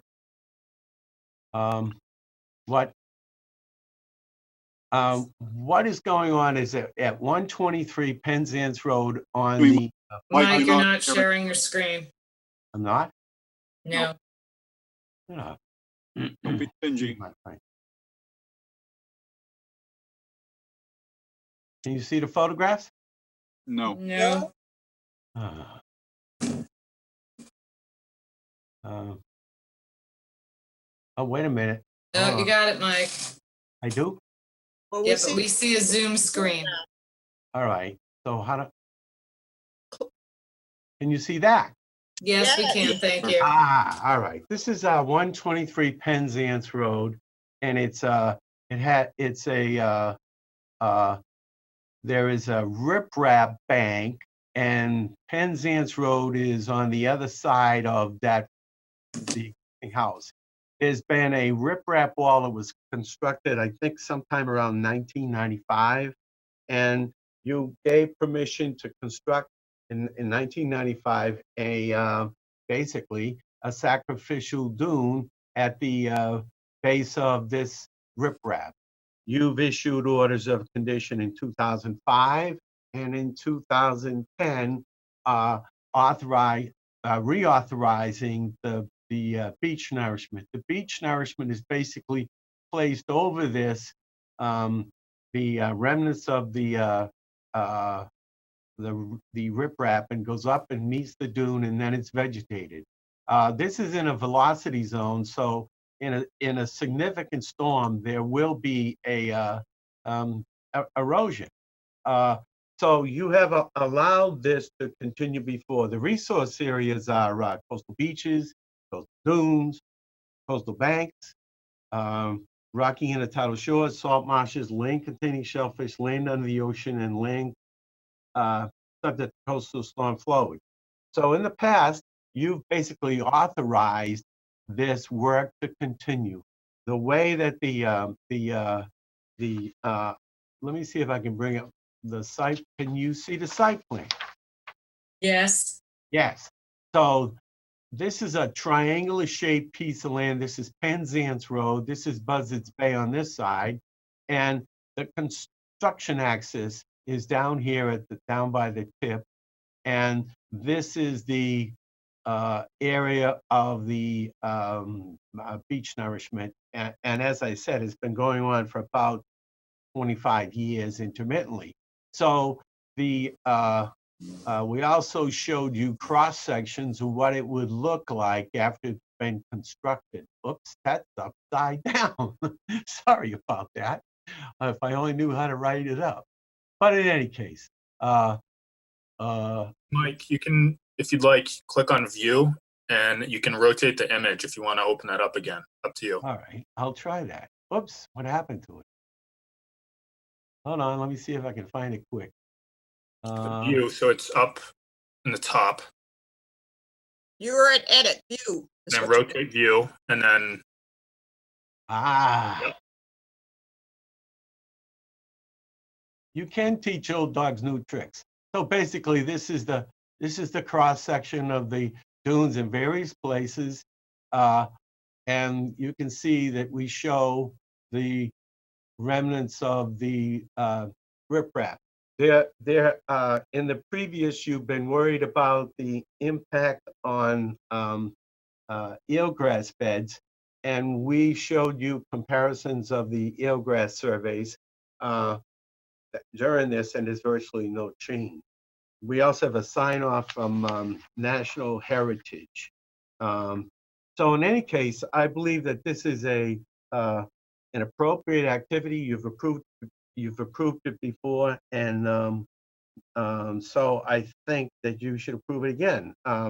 We don't have any adverse effect. While there is going to be sand removed from the dunes, the sands will be migrating depending upon which way the storm waves go, and there would be replenishing nearby beaches.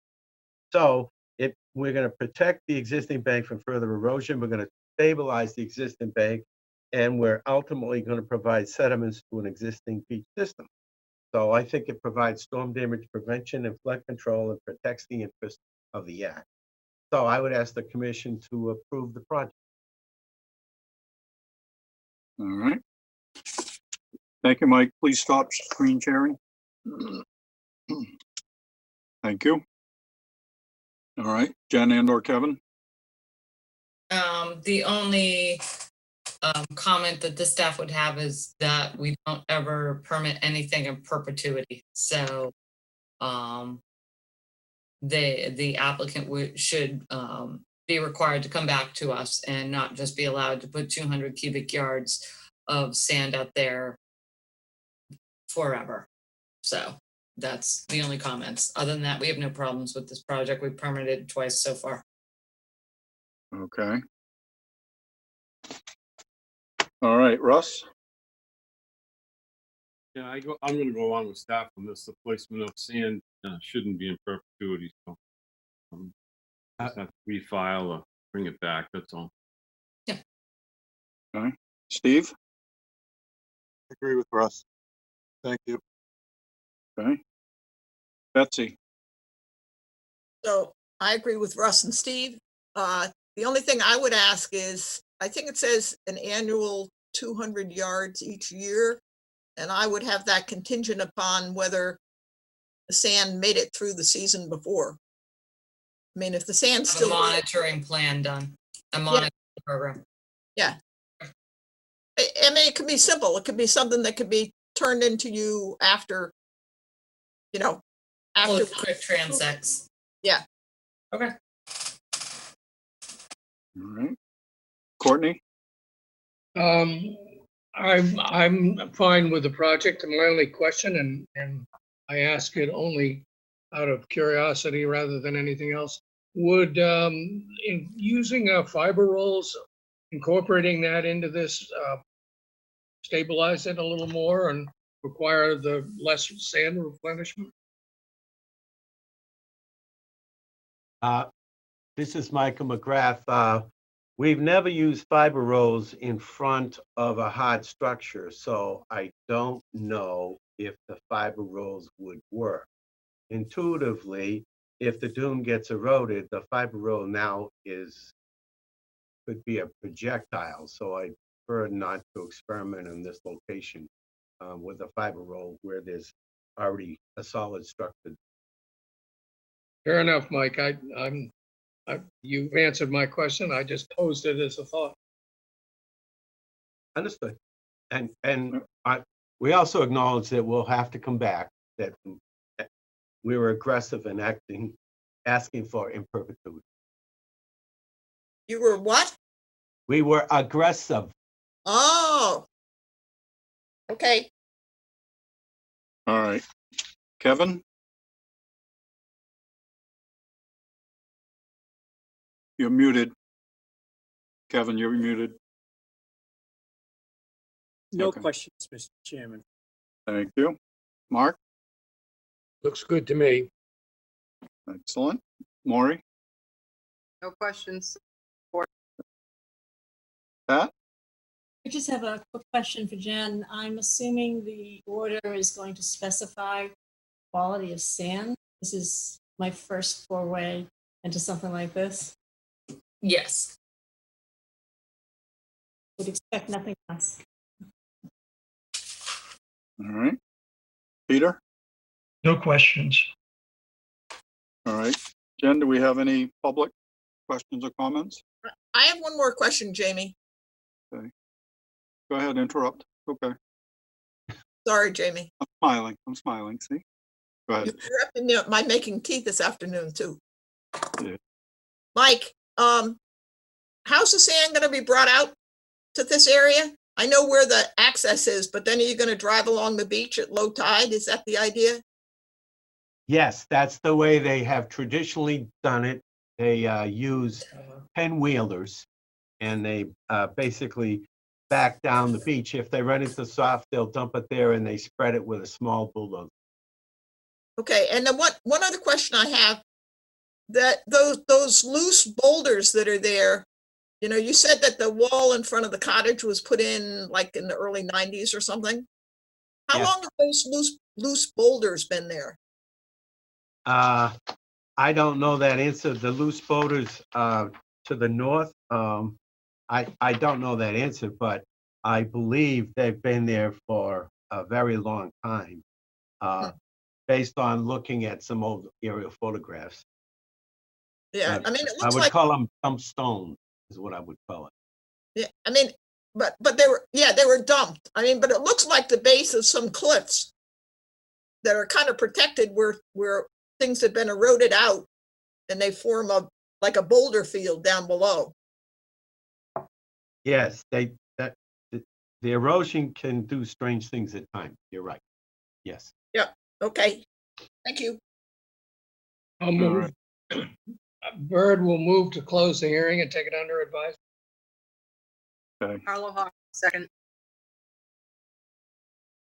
okay. Jen, are there any public questions or comments? No, Mr. Chairman. Thank you. You're welcome. Okay, we have a motion to close the hearing and take it under advisement. We have a second. So I'm going to call for the vote. Betsy, Gladfelter, aye. Courtney, Bird, aye.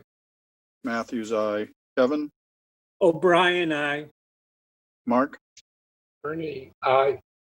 Maury, Carlo Hawk's aye. Pat, Harris, aye. Peter, Walsh, aye. Russ, Robbins, aye. Steve. Pat and I. It is unanimous. The hearing is closed. Thank you, Mr. McGrath. Thank you. Have a good night. You as well. Mike.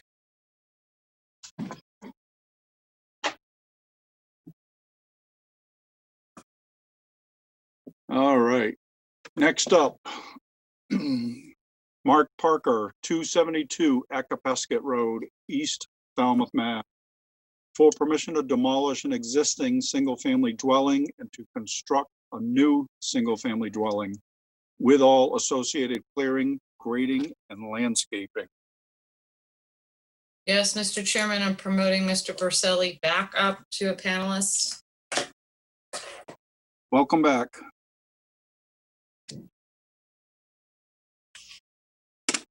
We're not. Mr. Boselli?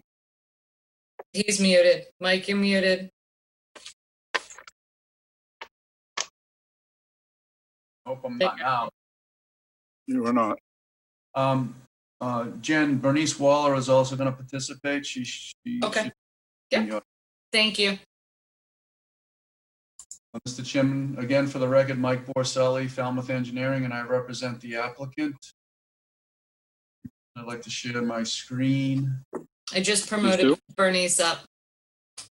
Thank you. I'm going to share my site plan, starting with the plan of existence. I represent the applicant, Mark Parker, the property owner of 272 Acapesket Road. This may be familiar to many of you because an order of conditions was issued for this property to project, which was raise and reconstruct this existing structure.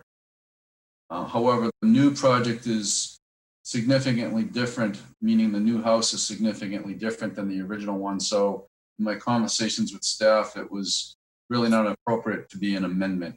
So we applied under a new notice of intent. So existing conditions in this case are shown on this site plan. The lot is just over 31,000 square feet.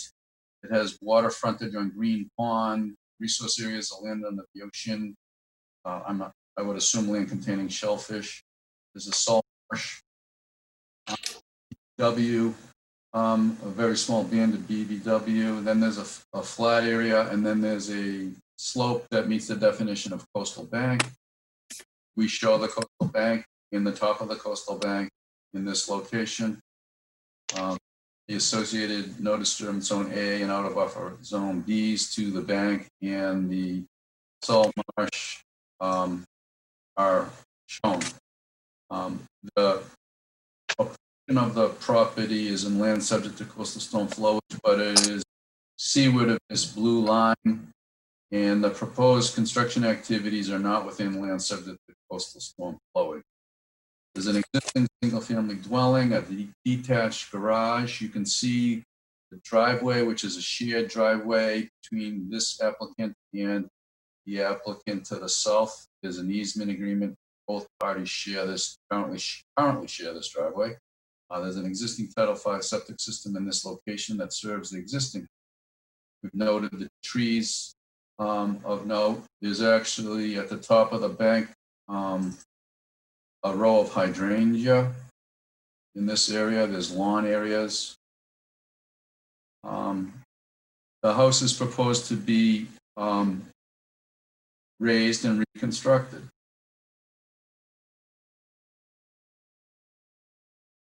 This is the proposed plan. The proposed house is shown here. There's a deck. There's a small area of landscape bluestone that's part of the hardscape designed by Bernice Waller. There's bluestone access steps to the front of the house. There's a parking court and a new driveway that will be independent of the common driveway in this location, so that access to the new house will be over the new driveway instead of the common driveway. The new driveway is entirely, up to this point, entirely outside of jurisdiction. The plan for the existing driveway, if I zoom in on that, you can see the way it is. There's a saw cut proposed here. So the pavement would be saw cut, and everything on the new house side, that impervious surface and pavement, will be removed. And the neighbor to the south will still have benefit of the driveway and the easement that allows it to cross onto this applicant's property will remain intact. And then once it gets on his property, it all remains the same. So I'm just illustrating that there's a significant amount of impervious surface that's being removed, some of which is outside jurisdiction, some of which is within the outer buffer zone B to the coastal bank. The proposed house also has a wraparound deck. There's proposed grading shown. This Title V septic system, this current Title V system is within 100 feet of the top of the bank. It's within 100 feet from the salt marsh, but it is within 100 feet of the top of the bank. But there'll be a new Title V septic system located out here. So the tank and the new leaching field will be outside jurisdiction and more than 100 feet from the top of the back. With the dry wells, I show the limit of work. We show some trees that are very close to both the existing and the proposed house that are slated to be removed. And they're mitigated for in the plans by Bernice Waller, but I do summarize for your review the tree mitigation and also the impervious surfaces mitigation, which show a reduction in the A zone of 170 square feet and a reduction in the B zone of 252 square feet. So there's no mitigation planting required, but the landscape plan shows some planting, and it also shows the tree mitigation. This property, just so you know, is also the abutting property to the north is owned by the same applicant. This is going to be 2 family houses. The property to the north received an order of conditions. It is currently under construction. Pinson Builders is building it, and I believe they're going to be building this house as well. So before I take questions, I'd like to turn it over to Bernice, and I'll unshare my plan until such time as you may want me to share it again. And then we're both here for questions. Thank you.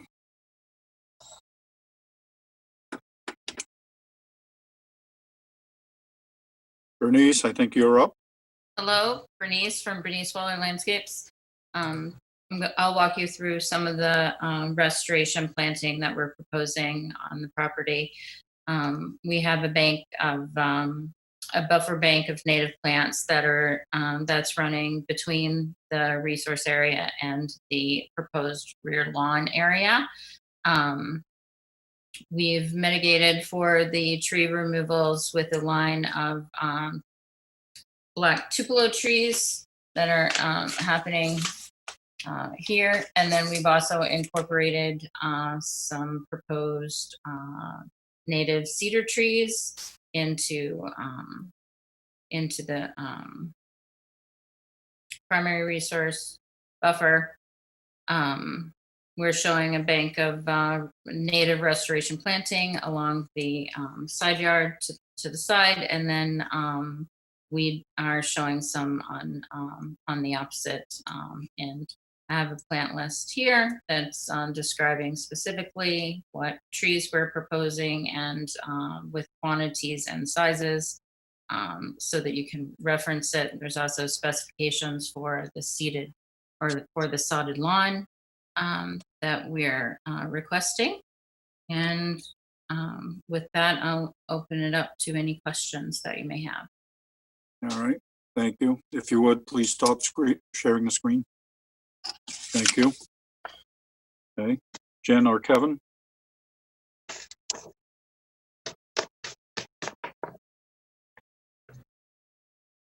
Yes, Mr. Chairman, sorry about that. Couldn't figure out how to unmute. The only real question is, what is that circular feature on the deck? Is that a spa, plunge pool? Did I miss something?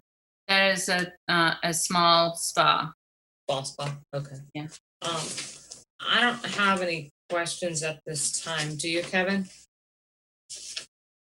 No, I don't. You're not doing any work to the actual vegetation that's existing on the bank, correct? Correct. Okay, thank you. All right, with that, I'll open it up to commissioners. Pat, we'll start with you.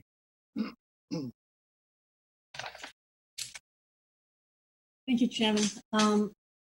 I just have a question about these landscape walls. They look like they're in the Zone A. Yes. Yes. Is We're that okay, go ahead. I'm sorry.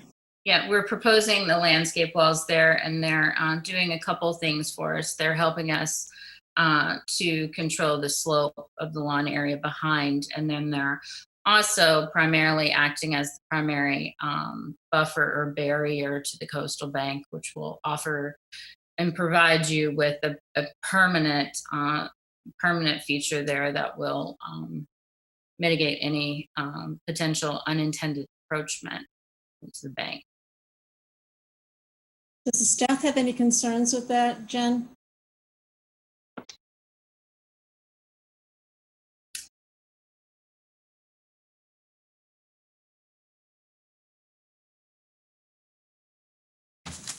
Try it one more time. There we go. How high are these walls, Bernice? I have, if I can share my screen, I'll, Yes. we provided a section for that we can look at together. So the walls, if you see in this section, the blue line is standing for a reference for the top of the coastal bank. The wall sits entirely outboard of the of that line by a minimum of 2 feet and a maximum, I believe, of 8 feet, and the wall's 22 inches high, roughly. It will be a dry stacked stone wall, so there will be no concrete foundation.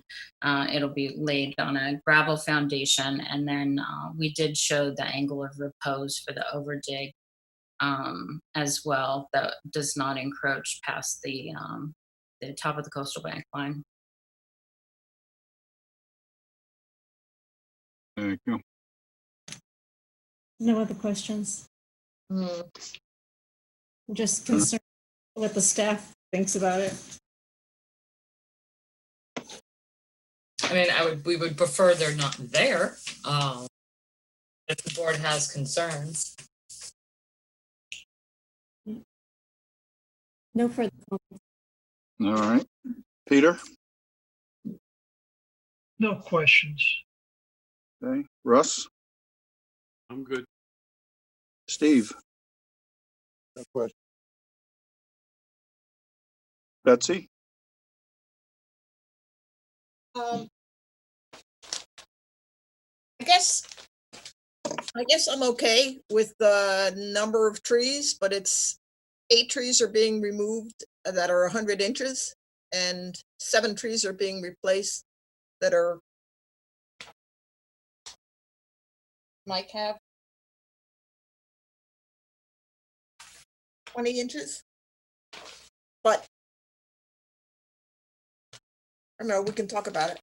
We, just to respond to that, Betsy, in order to balance the, so we're planting a combination of the shrub understory and trees so that we balance the biomass there and we give the project back instantly a lot of vegetated area to make up for the tree size, because we certainly can't replace the one-for-one the size of those trees. So that's why we're showing some of the restoration planting that we have on the plan to act as the understory biomass layer. Well, I'm glad you're doing that, but we have to think about what the function of those plants will be, 10, 20, 30 years from now. And while the shrubs will get larger and have a given root mass, it won't be nearly as large as some of the tree root masses. So that was my concern. Okay. all right. Courtney, Just following up, Betsy, are you saying you'd be more comfortable with a few more trees? Well, I'd like it at least to meet our regulations, which is tree for tree, somewhere between tree for tree and caliper inch per caliper inch. And right now it's less than tree for tree.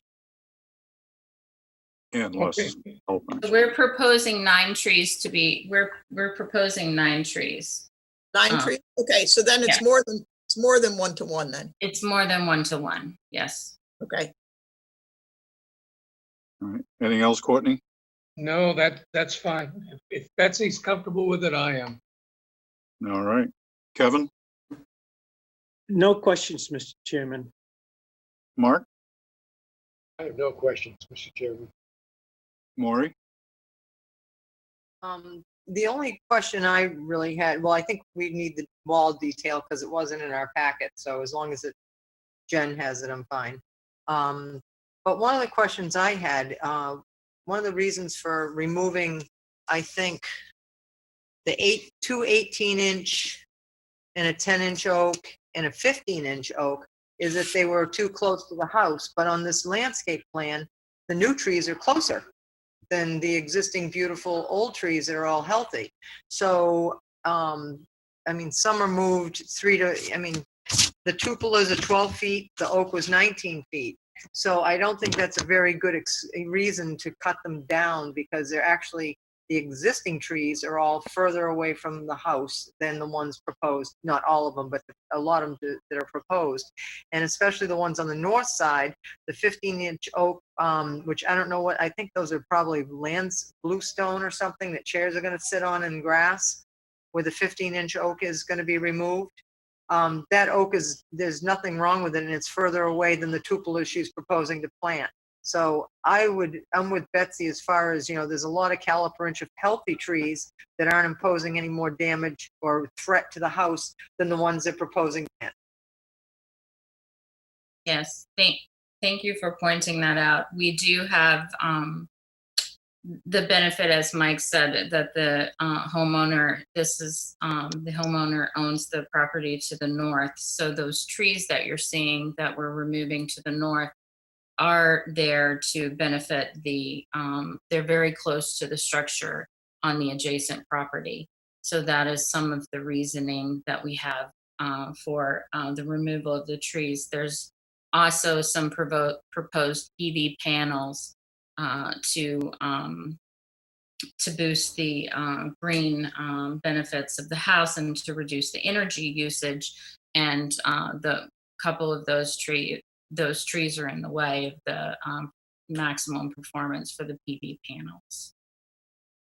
So how will your new trees, when they grow, unless you're going to cut them down, how are they not going to interfere in the future when they grow to their full size?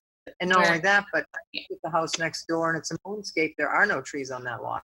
We are not proposing any large shade trees in that area where to the north where the that would impact the PV panels.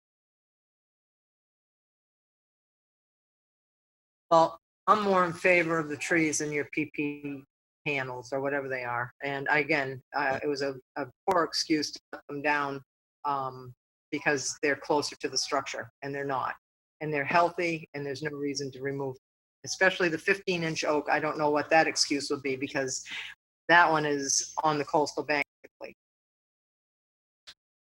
There's yeah, the 15-inch oak that's on the front side, that's really going to enable the construction access around to construct the property. There's also some grading work that's happening in the area that is causing that tree to be problematic. You know, I've worked on several projects where we try to maintain these trees very near to these new house constructions, and the health of the tree will suffer. And, you know, this project, we do have the benefit of the proposed structure is setting significantly back from the coastal bank. So the downside of that is that, yes, there is that tree there that needs to be removed in order for us to construct a house that's further away from the coastal bank. Actually, the house that's closer to the coastal bank has the tree there. So I don't know, again, the logic of moving the house back, that you're going to need more space. And we can discuss this deliberation. I'm not going to keep hashing it out. It's a lot of trees and we're not getting much in return. All right. Jen, do we have any public comments or questions? No, Mr. Chairman. Thank you. All right, what are you thinking? Everybody get to make comments? Yes. How quickly time goes by. Make a motion to close the hearing and take it under advisement, Pat. Carlo Hawk, second. All right, we have a motion and a second to close the hearing. Any more comments from commissioners? All right, and there's no public comments, so I'm going to call for the vote. Betsy? Gladfelter, aye. Close the hearing, take it under advisement. Gladfelter, aye. Courtney? Bird, aye. Matthews, aye. Kevin? O'Brien, aye. Mark? Rooney, aye. Maury? Carlo Hawk, aye. Pat? Harris, aye. Peter? Walsh, aye. Russ? Robbins, aye. Steve? Pat and I. It is unanimous. The hearing is closed. Thank you, Mike. Thank you, Bernice. Thank you. Thank you. Thomas, could you please put Mr. Baraselli back into the attendee list? He has one more hearing later on in the evening. Thank you.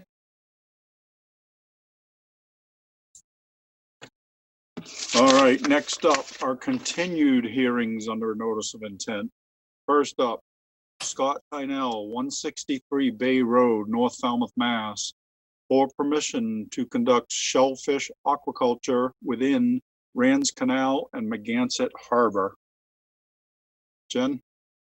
Mr. Chairman, that is being continued until August. The applicant has requested continuance until August 5th. Sorry about that. At the request of the applicant, we will continue this to August 5th. Carlo Hawk. Bird, second. Okay, we have a motion and a second to continue this to August 5th. Betsy? Gladfelter, aye. Courtney? Bird, aye.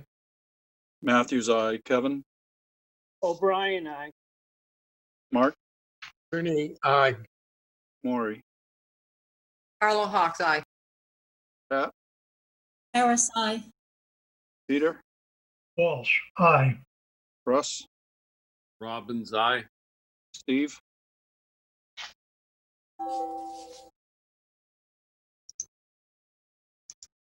Steve, did you respond?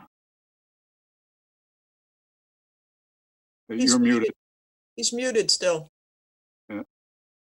I lost There you my go. screen. I'm back. Bye. Thank you. All right, it is unanimous. That hearing is continued until 8:05. Therefore, next up, Charles Nickerson, estate of Mary A. Nickerson, 89 T-Ticket Path, T-Ticket, Mass. For permission to remove and replace 3 trees, to remove a small stone wall and install a larger retaining wall, to expand the current deck and remove a set of stairs, to raise, R-A-Z-E, an existing shed, and construct a new shed, to construct an earthen berm, to reconstruct and widen the existing licensed dock, and to install mitigation planting. Betsy, could I have the quorum, please? Yeah, it's everybody. Thank you. Can I ask a question though? And I guess the question goes to Jen. Okay. Jen, on the quorum sheet, it has a different name of an owner, of an applicant. The quorum sheet has Arthur and Pamela Shabbos. I recognize that. That's from Edgewater Drive from a previous project. Oh, so I should change this and put the correct people's name. Yeah, that's from 400 Edgewater Drive, the swimming pool. Oh, okay. I just put the right people's names on. And do we have a DEP number for it? For this one, yes. Well, it's not on the sheet. We didn't have it the first hearing. Yeah, we have it, Betsy. Okay.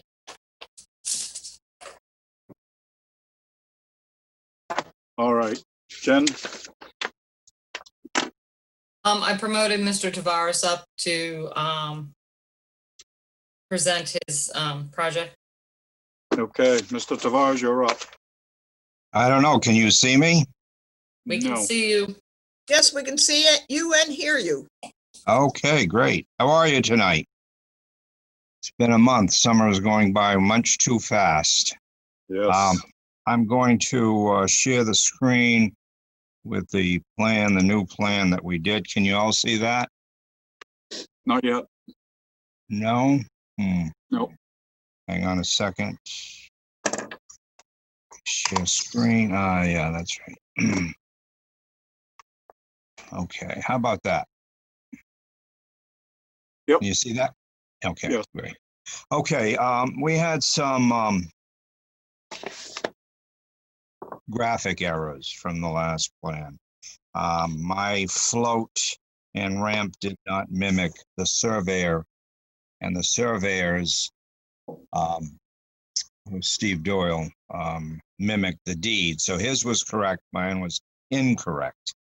I also took a shortcut in reading this delineation from AE 14 and AE 13 and mistook it for velocity zone. So I've corrected these two here on the cross section.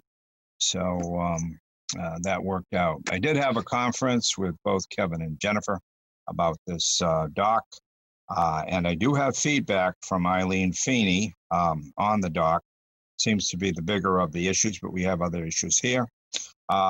We were going to do a step off on this side, the north side of the dock, because we have steps coming from the side. It's an unusual dock. They don't come from landward. They come from the side. And we were going to do steps off as public access on this side, but we needed confirmation from the building inspector about what he had to say about building setbacks. So we came up with this idea. Since that set of steps on this corner, I hope you can see my arrow, and I'm moving it here by one of my wetland flags. We decided to do an overland trip, which Eileen thought was good, from DMF. And this is an overland trail from the 2-foot contour up, over, and across to the other side. And it conforms to the access, public access that we need. I'm going to go through all the issues fairly quickly. Eileen also noticed that the salt marsh, although we recognized a part of a small salt marsh in this area, it did not go under the deck, so there was no need to conform with the elevation of the 1.5 to 1 width to height over a salt marsh. So she basically has allowed the dock at 3.65 feet. We lowered it from 4.2 to 3.65, mainly because of the ramp. Having to conform with the deed would be very steep at 4.2, so we lowered it to a point that's usable and accessible to the float. I think you can best see it here in the cross section, as we have mean high water delineated and we have mean low water delineated and the float shown. So that's the reason why we lowered it. It harms nothing whatsoever. All the construction techniques are the same. Then as we come landward, I think this is a good way to do this. I also showed next door, Jennifer had asked about what was next door and the neighbors, and he's got a whole bunch of groundsel bush over here, Baccharis hamifolia, and we end up walking right into it. Betsy says there's nothing we can do about it. It's on his property, and we're providing what we have to provide for public access. One tree and one tree only in this area is being removed, and that's being removed for the access to the path. There is a Fitza juniper in this area, which is non-native, and this pitch pine, which is being removed. The second pitch pine is being kept. In the original, we had both pitch pines wanting to go. So what we did is we've kept one, allowed the other to stay, and we kept this whole 215 square feet of ornamental planting, not changing anything here whatsoever. The berm has remained the same. In fact, Eileen had something to say about that. She was concerned until I told her that this was allowing the water to be diverted from going down the boat ramp. So she commented on that verbally and probably not in her letter. So that remains the same. I drew the big oak. The oak was a point of contention in the last meeting. The owner has decided to keep it. He's going to live with it. He's going to get a certified arborist, do a lot of pruning on there. There's some overhanging branches, which are kind of weak. This is one of the reasons, one of the things that happens with this type of a tree when it's in the situation that it is.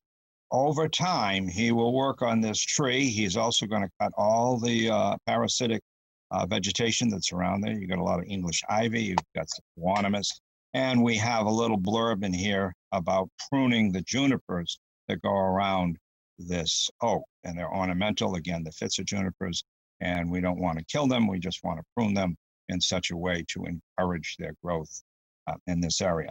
Now, I drew the shape of this exactly on the drip line of the tree. And because blocks are the shapes of these trees that appear in AutoCAD are round, it does not show the actual fact that this side of the tree extends all the way over this wall. So I'm just making a case for the original reason why we wanted to remove it. We are going to keep it. It does touch on this leaching pit that's right here too. So drip lines usually signify the width and spread and breadth and spread of the root system that's under the tree. So as we come up slope a little bit more, we run into our septic system, and I think it's the owner's prerogative. We heard testimony the last time that the sewer is imminent in coming on down T-ticket path. The septic system is working fine. The owner would have to, at great expense, switch this over to another septic system. And if he does that maybe for 1 year, then he's going to hook into a sewer system. This is a $20,000 adventure because all the plumbing has to be changed around. When it's needed and when the sewer goes by, that's the time to do this. So right now we want to keep the old system the way it is, working fine. So we'd like to do that. As we move up the slope, we add these set of steps. that are here that we were going to convert into a patio.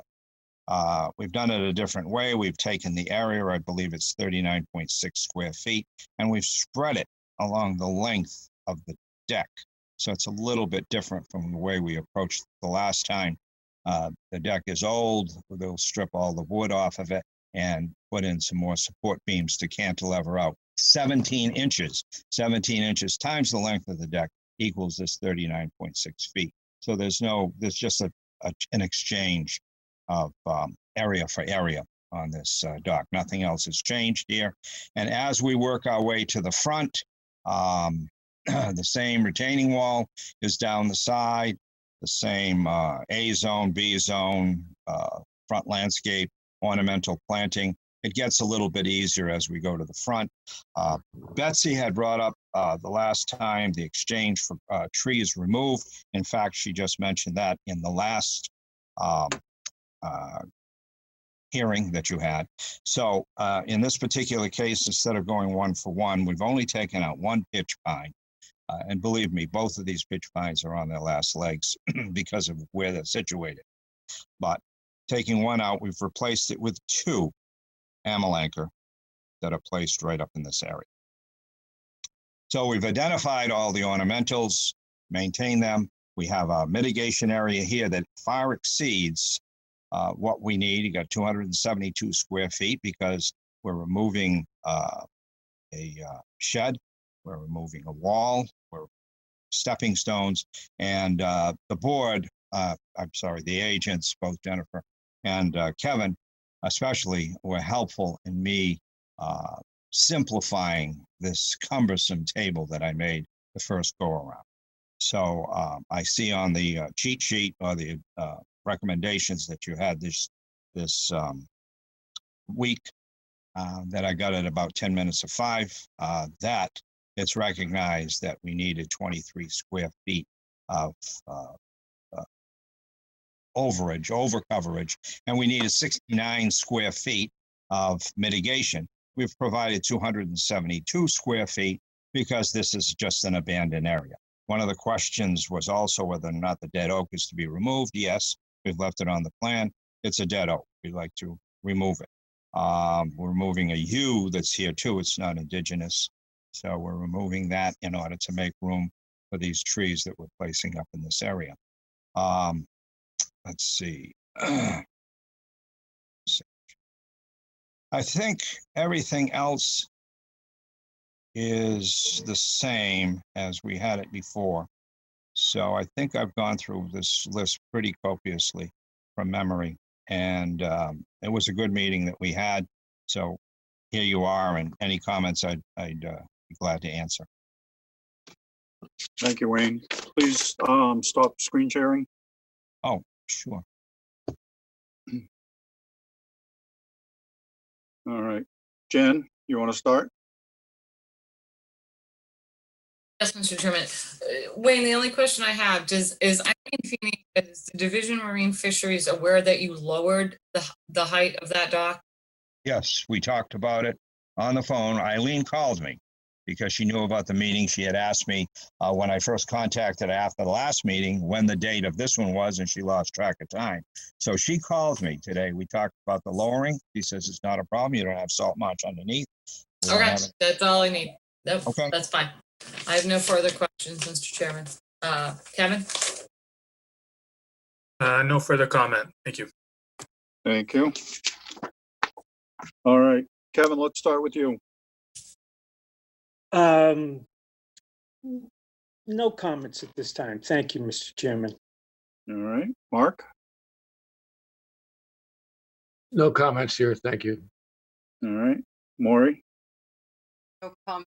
Thank you. All right. Pat? No comments. Thanks. Peter? No comments. Thank you. Russ? No comments. Yeah. Steve? No comments. Betsy? I'm glad the oak is there, and I have no questions or further comments. Courtney? No comments or questions.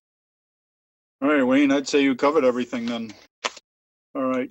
Jen, do we have any public comments or questions? No, Mr. Chairman. Thank you. All right. Bird makes a motion to close the hearing and take it under advisement. Walsh, second. Thank you. We have a motion and a second to close the hearing.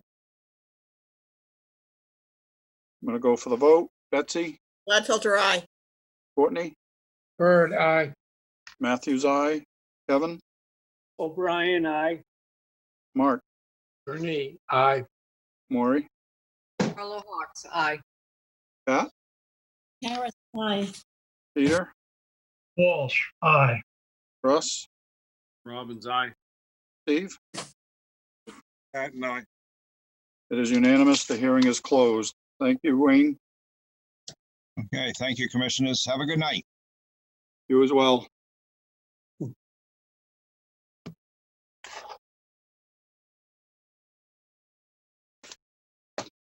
Next up, requests to amend the existing order of conditions. First one, Robert Richards, 45 Little Neck Bars Road, Falmouth, Mass, for permission to install an additional concrete slab area or to install a series of wood-framed deck panels beneath the structure and to install bayberry plants.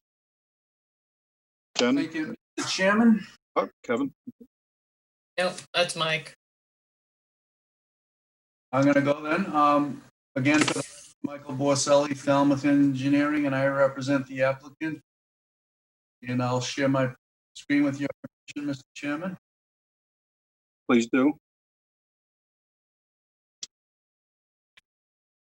I think most of you are familiar with this property. Mr. Richards received an order of conditions to raise and reconstruct the existing house. It's in a velocity zone and is also in a coastal dune. There was a pre-existing single-family dwelling there. An order of conditions was issued. The house was raised. The new house was reconstructed in accordance with FEMA standards. It is pile supported. There is one very small limited area of breakaway panels, and the balance of the underside is an open piling foundation, a portion of which contains a concrete slab. I'm going to zoom in on the house itself. We've met with Jen on site to discuss a situation that we're hoping to remedy.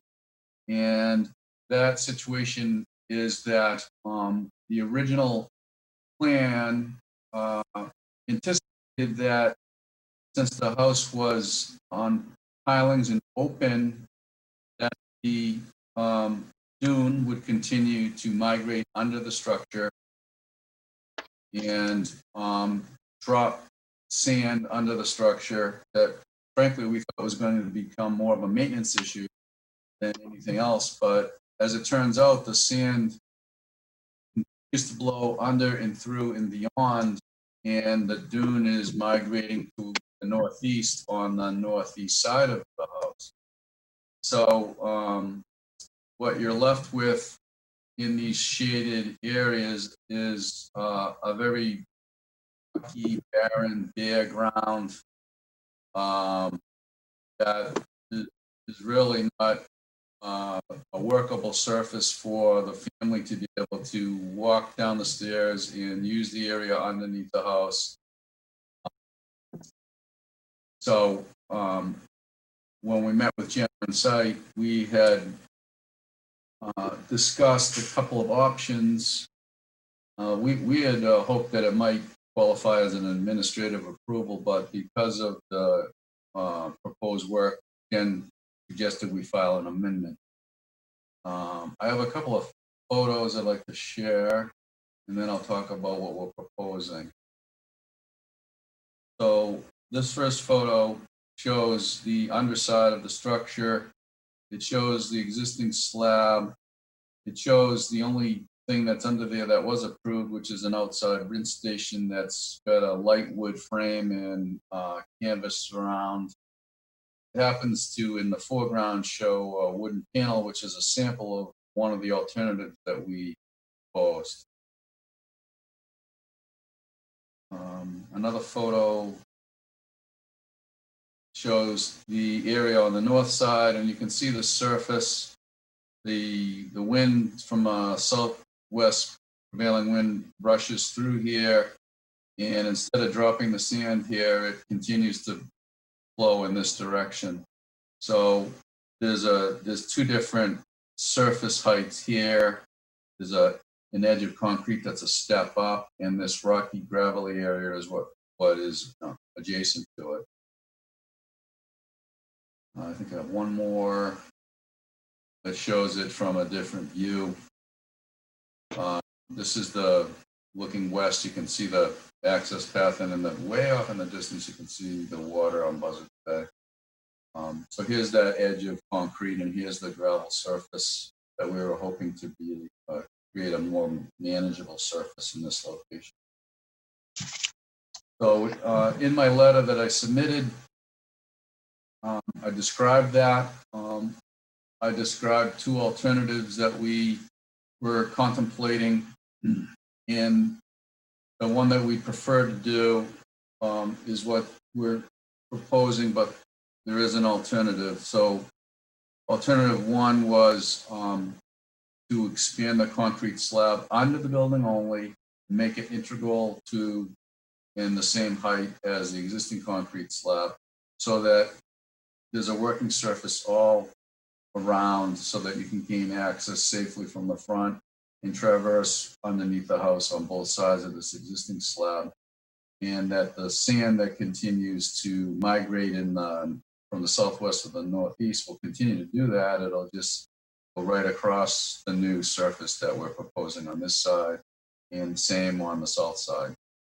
There's a series of large pilings under here already. This doesn't add any impervious surfaces to the outside of the existing footprint. An alternative to the concrete, there is an option where we could install sections of wooden decking, and this is a sample of one of the sections. These would be fitted into almost like a checkerboard surface, so that each section was movable by two men. They could be, in the event, in the off season, actually more in a hurricane season, I should say, they could, if they need be removed and stored. But we think that the concrete slab that would be constructed at the same level in this area is a better solution, more resilient to the forces of wind and wave action, and doesn't create any additional impact to wetland resources. So that is the preferred option. There is one other activity, and it's nowhere near the proposed house. It's at the end of the existing driveway at Little Neck Bars Road, where the driveway comes onto Little Neck Bars Road. This shaded area in green was an area disrupted by the Falmouth Department of Public Works when they installed the water service and the changes they needed to make to the water main out here. It was left unrestored, and we're proposing to restore it with data as described. That sums up the projects. I'm happy to answer any questions. Thank you, Mike. Please stop. Thank you. Again, way ahead of me. All right, Jen, do you want to start? Yes, Mike, can you, beyond this project, can you address the case and the fencing on the property that was never permitted? Yes. And the staircase that I believe you testified at the original hearing that you weren't going to repair the staircase, and yet there's a new staircase out there. There's 3 items that I became aware of after I filed the amendment that were concerned. Number 1, the staircase. Existing staircase in that location since the original house from the mid-50s was constructed.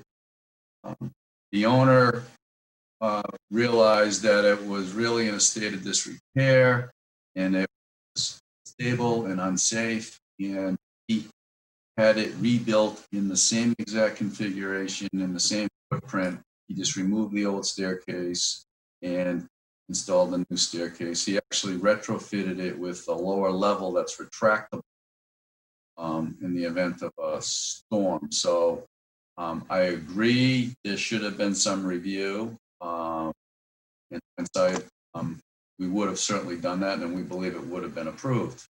However, it's installed. The second item is adjacent to that staircase at the upper top area where the path from the house leads to it. There's a small stone patio. The question as to whether or not it was repaired, replaced, or changed in any way. That too has been there since the mid-50s. Mr. Richards has remained close with the previous property owner, and he had a discussion with him about it, and that patio has always been there, and changes were made to that patio.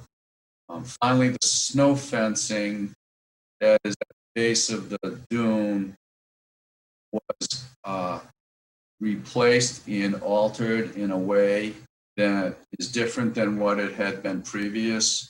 There had always been snow fencing there, but it had been in a straight line. And seasonally, that snow fencing was installed as a way to collect sand and stabilize the base of the coastal dune. Mr. Richards consulted with a contractor who's qualified and has done snow fencing as a sawtooth configuration, which is the more recommended method by coastal zone management. Mr. Richards was also aware of the conservation restriction on his land. I mean, he owns significant acreage that has been conservation restriction except for where the house is, and the conservation restriction encouraged stabilizing the dune by snow fencing. He's been approached by members of the 300 committee that encouraged him to stabilize the dune with the snow fencing. So he thought it was the right move, and again, in hindsight, he should have got permission, and it is in place now. And Okay, so I spoke with the 300 committee, and they did not approve this. It was encouraged, it was a reserved right in the conservation restriction, but that conservation restriction also details out that you need local permission. So there's 3 items that this board wasn't allowed to review. So I'm really uncomfortable with that, Mike. I really am. I mean, that patio was an issue at the original hearing. And you made the presentation that we weren't going to deal with the patio or the stairs because staff had concern that that patio showed up somewhere in the, kind of early to mid 2000s, 2009, I believe, something like that. So for an applicant to just go ahead and replace a patio and a staircase on an eroding coastal bank and a dune system is really kind of alarming to the staff. We had no chance to review the staircase or its retractable bottom. We had no chance to review this patio, which, we at the very beginning said that we weren't convinced that it had been here since the 50s that you just testified. And 2, the snow fencing that's a big structure along that dune. So we have some concerns with that. Now, we do allow snow fencing to help beaches accrete, but in this case, that's a pretty substantial structure and should have come before this commission.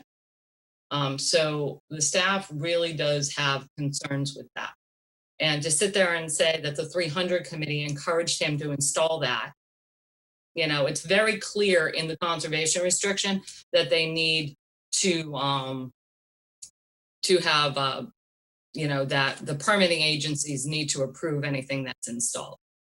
I'd like to circle back then on that. First of all, Mr. Richards, I believe, is in the hearing, and We can bring him up if he'd like to talk to us.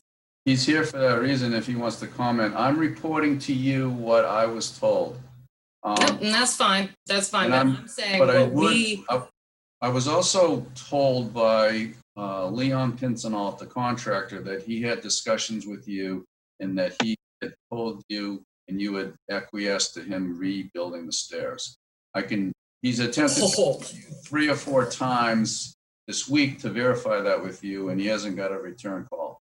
So again, I'm reporting to you what I've been told. Okay, and now I'm going to say this, Mike. Do you really think I would have allowed that staircase? I am reporting to you. I know, I'm just saying.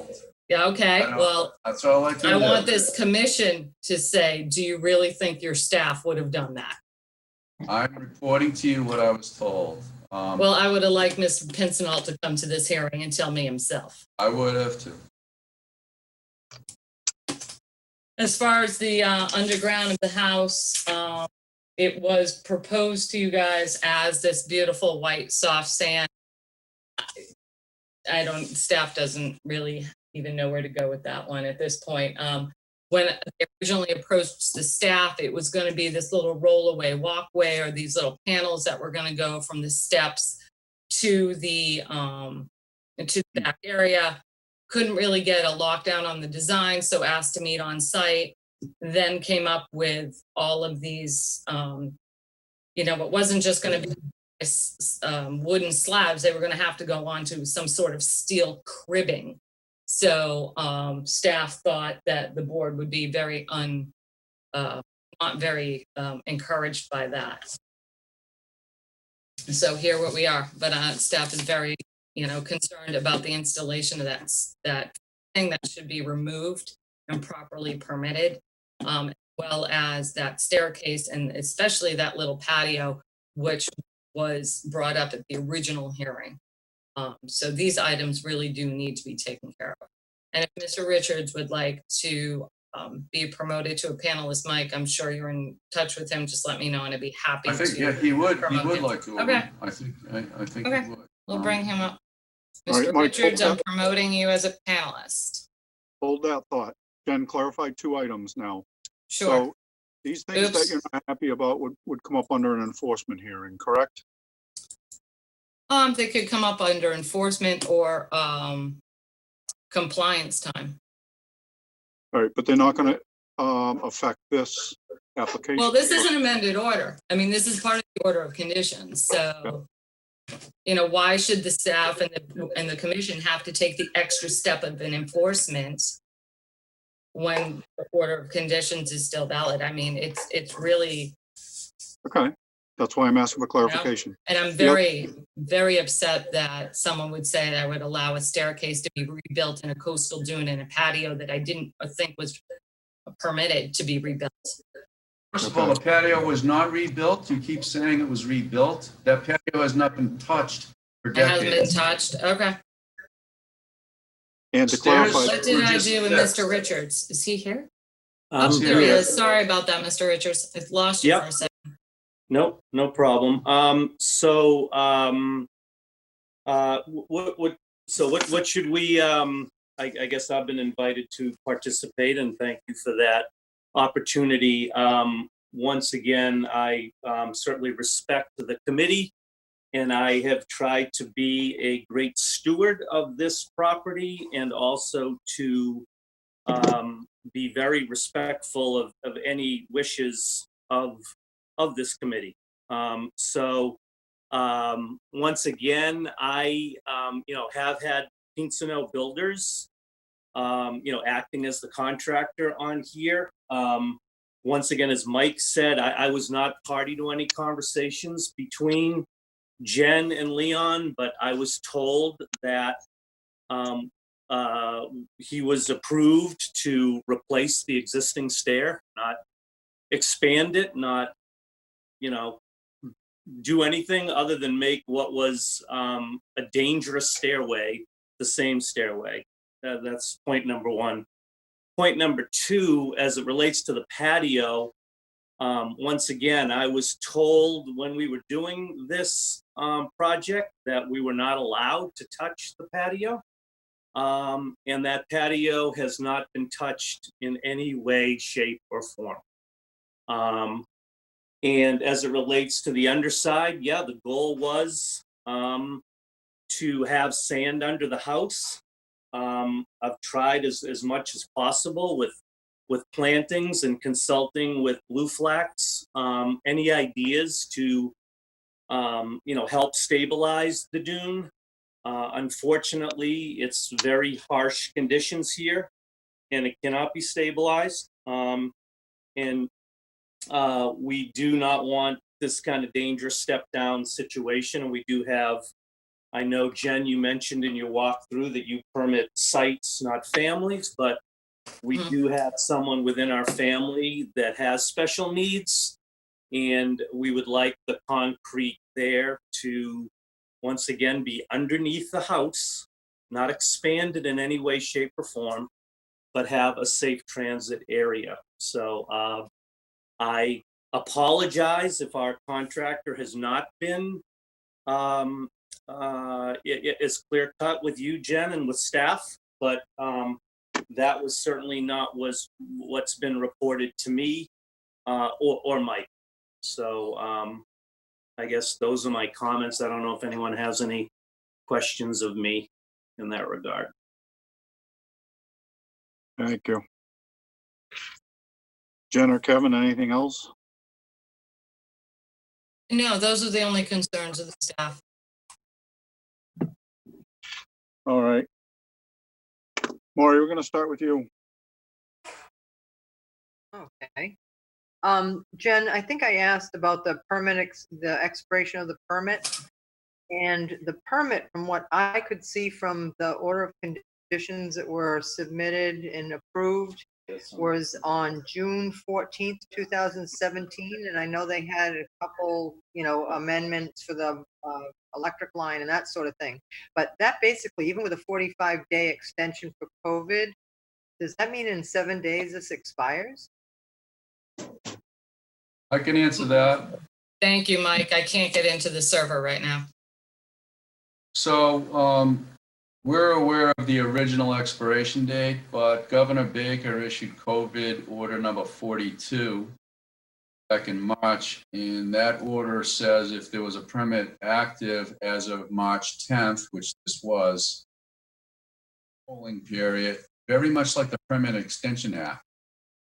And the tolling period said that any permit that was due to expire would be automatically extended from March 10th to the date that it was originally supposed to expire, which was June 14th, which is, let's just say that's 3 months, March to April, April to May, May to June.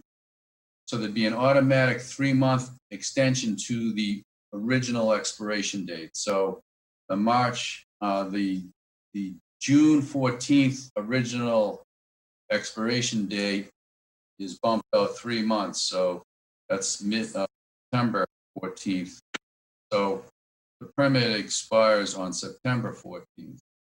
Now this is still pretty close by, so we're allowed to ask for an extension, which we intend to do, as long as we ask for it within 30 days, not less than 30 days from the expiration. So assuming we were to get an approval for the amendment, we would be very soon writing a letter requesting an extension so that we don't come up against the deadline and then have to refile.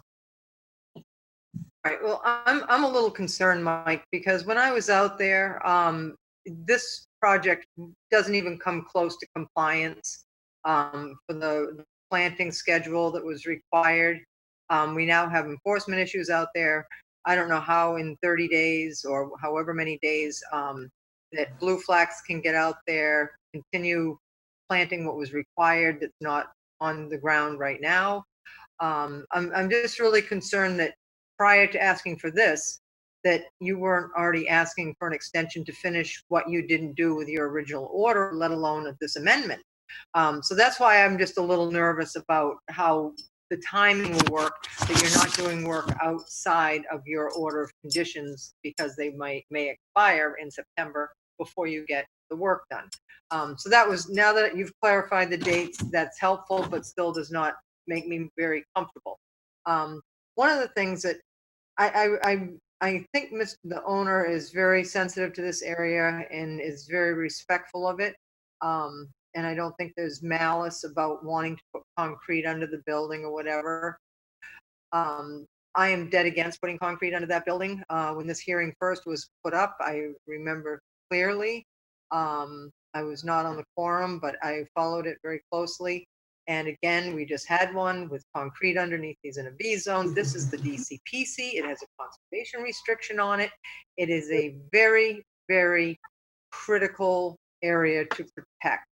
And we have an eroding, I mean, Chappie, Black Beach, it's moving in quantum leaps. The dunes are eroding faster than you can put snow fence up. To put a concrete base under that leaves no flexibility to build a dune, try and prevent erosion. It's now a slab in a coastal bank, on the top of the coastal bank in a barrier beach that's migrating constantly. I was surprised that, the step down thing I just heard tonight, it's a dynamic spot. You can put concrete there and it can erode right around the concrete. So you're just battling, then what are you going to put up against the concrete when that erodes 6 to 12 inches? Put steps in? Well, if you're having people that are having a problem, are we going to put a ramp in? It just is endless. The sand, I would recommend. I looked at the grain sizes there, and it doesn't appear that from the sand that's around, Mr. Richards said that the Ammophila that they just planted is doing really well. If anybody looked at the grain size of that area where they're building sort of a small dune on the front of the house, not on the water side, I think they should put a little more effort into adding more sand, putting stepstones in the sand, maybe planting along the perimeters of the house instead of just making it a sandbox. And then they could and try that approach. But as far as pouring, how many cubic yards of concrete, you've got to put footings in. It's not just a slab on grade. You've got to put footings in. Here we are totally intruding. I think we have some letters in the file that are opposed to this.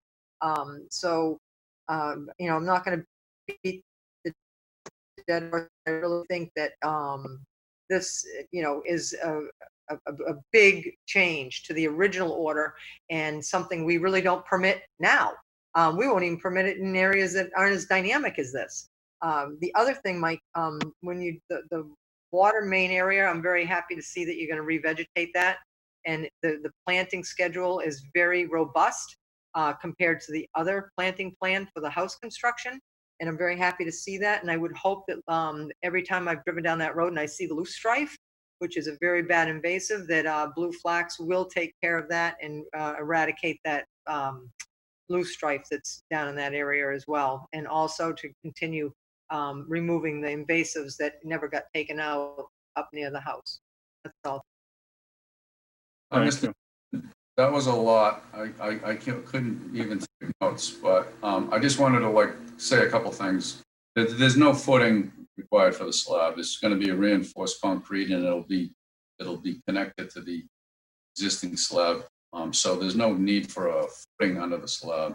So just wanted to clarify that. But I'm more of a question. Is the wooden surface alternative that I described more acceptable to Commissioner Harbaugh?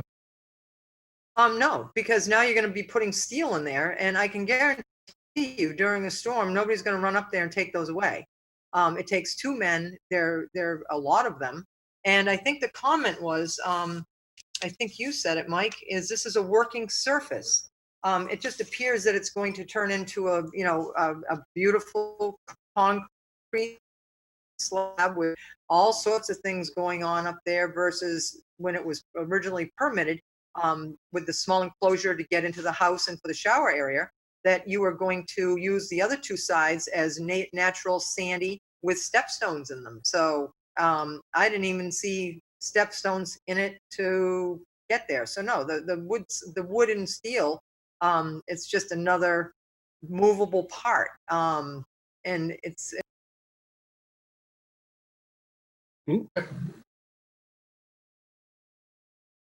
All right, Pat,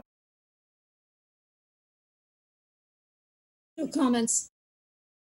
okay. Peter, No comments. Russ, No comment. Steve,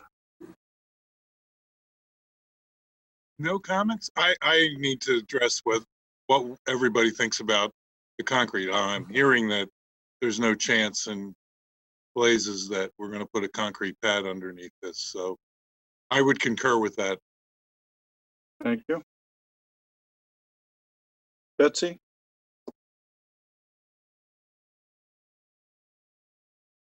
I made a comment on a project earlier that I don't like putting concrete in barrier beaches. And this, again, would be putting concrete in a barrier beach and in a dune that's supposed to be able to migrate. So, and Mike, there you are. And I also don't like the idea of the wooden solution. all right, Courtney, Maury and Betsy said it all, and I concur, agree entirely. okay.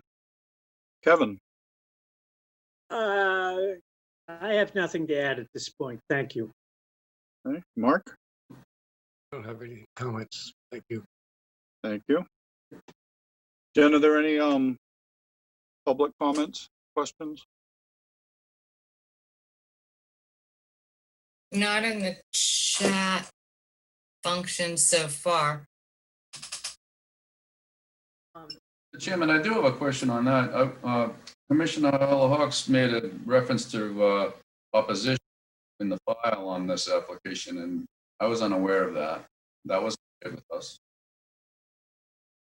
We can't go to the office to check the file under the current conditions with COVID, so I would not know unless it was shared with me. Okay. All right. Are there any other comments, Jen? No.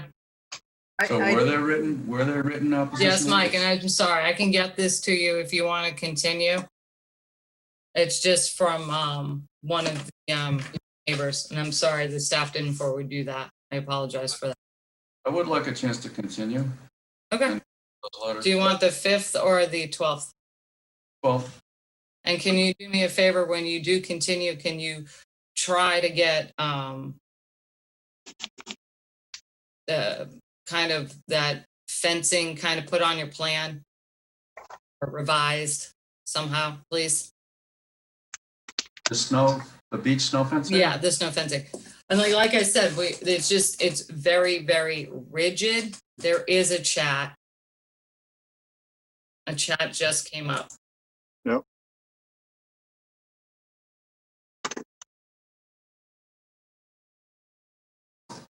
Saying there should be 2 written objection letters sent via email. One from our government and one from our Gentile. The one I have in front of me is our Gentile. So Mike, I'll make sure you get both of those. And I think the commission has both of those as well. Thank you. And Okay, so those will be included in the next hearing. Yes. Okay. Jamie, I had one more question, and I don't know, now that it's getting continued, it could probably be answered. There's been a cable that runs across the adjacent abutters property that I saw when I was out there. And I was just curious why it's on, it was from that electrical project for for your project. and it goes from Mr. Richards' property across the abutters property, and it goes all the way out to Chap Point Road through that very fragile dune that has endangered orchids and things. So I'm just curious if that's going to be removed or fixed or correctly installed or whatever. I guess I'll have to look at it. It's the first I've heard of it. Could you look into that, please? I will. Thank you. I have a question. Are we going to address the stairs and the snow fencing in the next hearing as well? We can, Courtney. I'll do some more research on the stairs and the snow fencing. Is that they're saying the patio and wasn't redone. I just saw like a slight picture of it, Mike. So maybe we can go out there and look at it. Okay. All right, I'll entertain a motion. Make a Which motion. date I did make you a want, motion to Mike? Continue to October 12th. The 12th. Okay. No, August 12th. August 12th. August 12th. Bird, second. We have a motion and a second to continue this hearing till August 12th. Betsy, Gladfelder, aye. Courtney, Bird, aye. Matthews, aye. Kevin, O'Brien, aye. Mark, Renee, aye. Maury, Carlo Hawks, aye. Pat, Harris, aye. Peter, Walsh, aye. Russ, Robbins, aye. Steve. No, Is unanimous. The hearing is going to be continued until 8/12. Thank you, Mr. Boselli. Thank you all. Richards.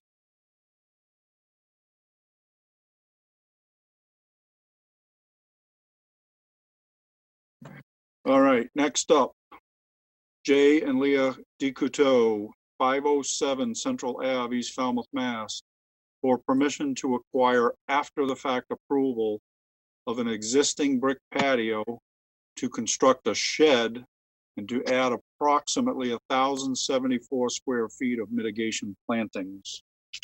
Yes, Mr. Chairman, I just promoted Matt Costa up to present the project. Mr. Costa, you're up if you're ready. Do we need a quorum, or is this the first time we've heard it? That's an amendment. First time. Okay. Right, it's an amendment, sorry.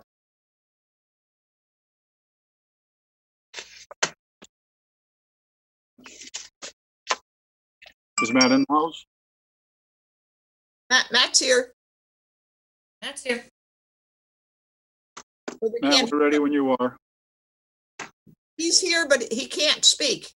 I mean, he can speak, but we can't hear him.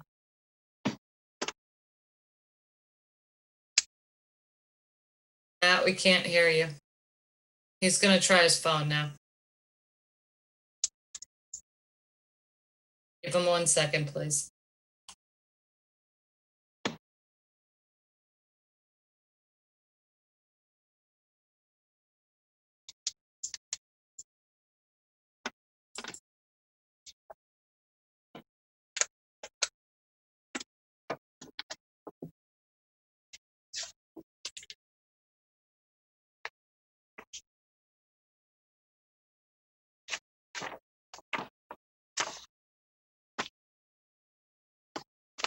Just as an aside, when Windows updates their programs, sometimes they will shut in the system, they'll shut the microphone off, and you have to go back in the system and return it on. Are you making excuses? I'm not, I'm just making a comment.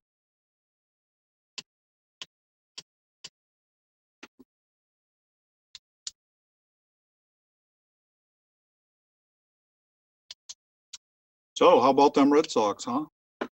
They lost last night. Yeah. I left when they were ahead 4-0, thinking it was a good start to the season. What was the final score? 10-8 or something like that. 10-6. Hey guys, 1 second. Matt.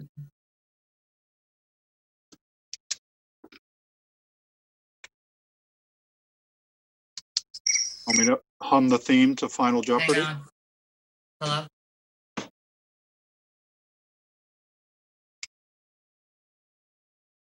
Okay, go ahead and do that.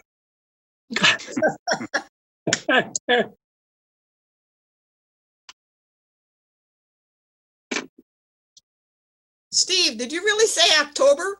Time goes by so fast when you're having a good time. I don't know. I didn't realize I said that. Guys, Matt's Zoom crashed, so we're gonna table this one and move on to the agenda and go back to him if you don't mind.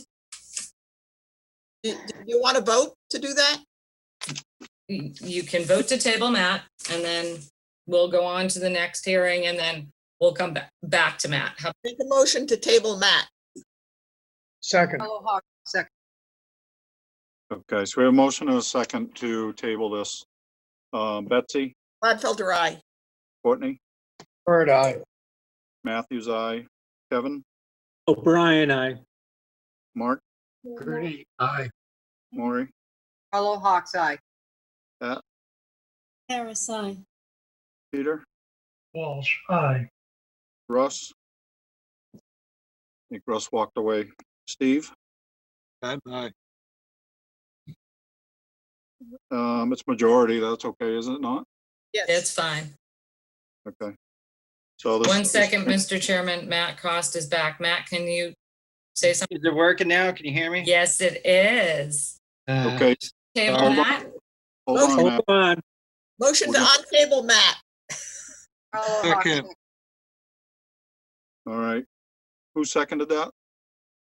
I did Maureen, Carlo Hawks. Thank you. Maury, Okay. Betsy, Gladfelder, aye. Courtney, Bird eye. Matthews, aye. Kevin, O'Brien, aye. Mark, Ernie, aye. Maury, Oh, Carlo Hawks, aye. Pat, Harris, aye. Peter, Walsh, aye. Russ, Robbins, aye. Steve. Pat and I. All right. So we're back on 507 Central Ave. Matt, you're up. Thank you, Mr. Chairman. Sorry about that. As soon as I got promoted, I got a message, my Zoom crashed and I had to restart. Hate when I'm that gonna happens. I'm gonna go ahead and share my screen if that's all right. Please.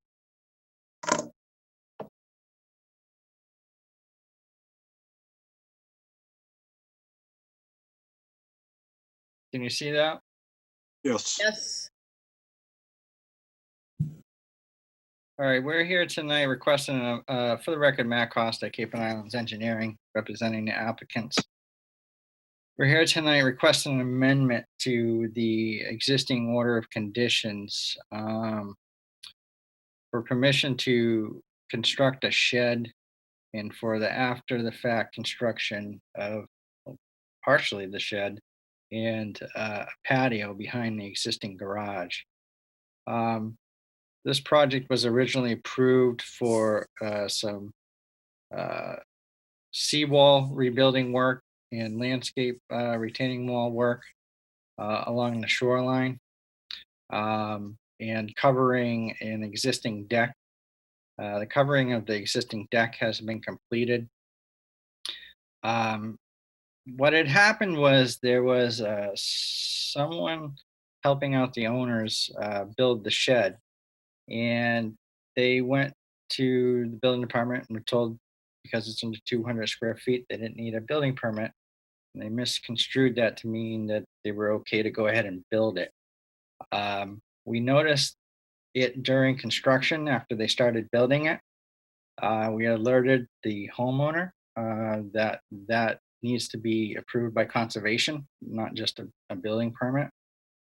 So the homeowner wasn't aware, had the contractor stop construction on it.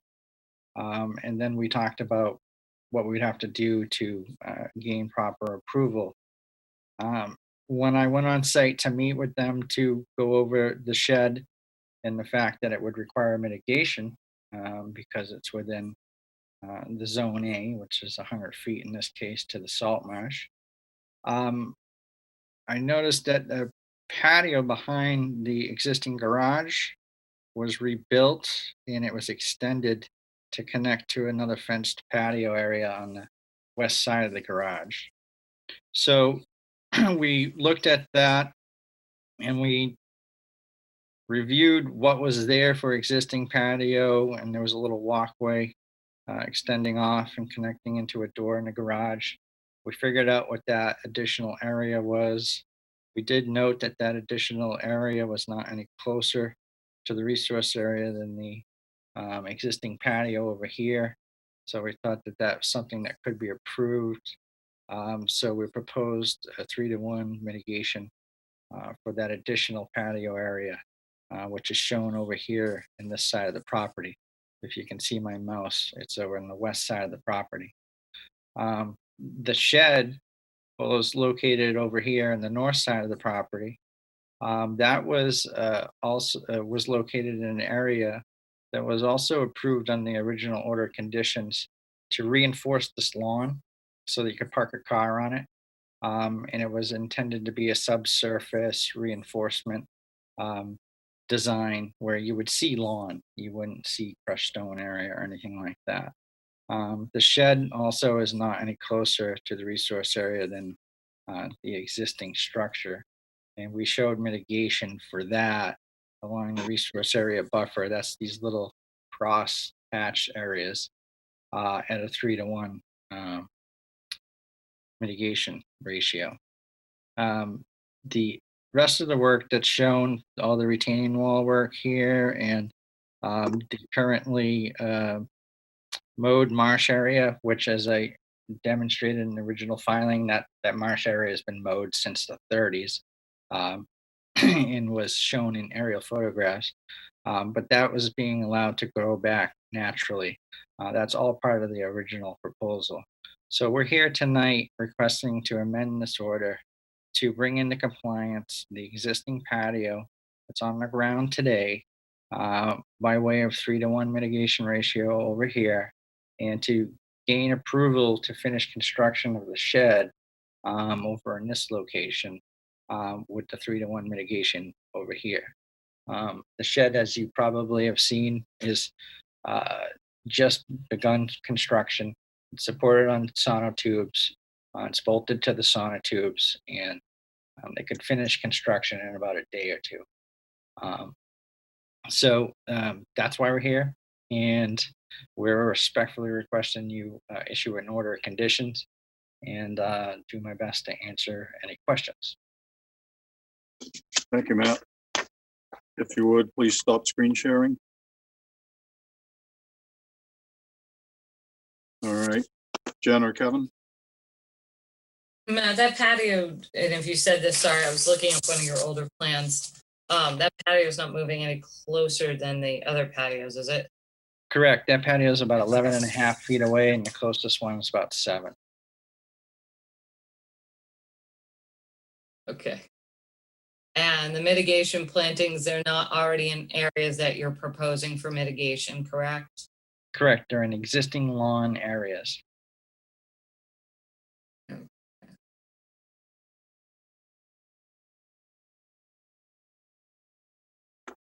And how about the portion of the mitigation that appears to be in that road layout over on where it says lot 4 near that timber footbridge? Can we kind of move that? So I know you have it right up to that fence, but it does appear to technically be in that road layout. So if we could just kind of squish that little triangle piece over, that would be helpful. Yeah, I mean, you kind of want, it's within the fence. You want to plant that area, don't you? We provided a little bit more. I thought that might come up. We provided a little bit more mitigation that we needed, so I didn't really count that triangle in it. But it'd be kind of weird to leave a little void there, though, wouldn't it? Okay, as long as it's not counted in your mitigation, that's fine. You can plan in the road layout all you want, but it can't be counted as mitigation. Yep, I got you. That's fine. That's all, Mr. Chairman. All right. Betsy? I have no questions. Thanks. Courtney? The shed, is that velocity zone or not? Yes, this entire site, all of central Minot Ave, this whole area Yep. is velocity zone.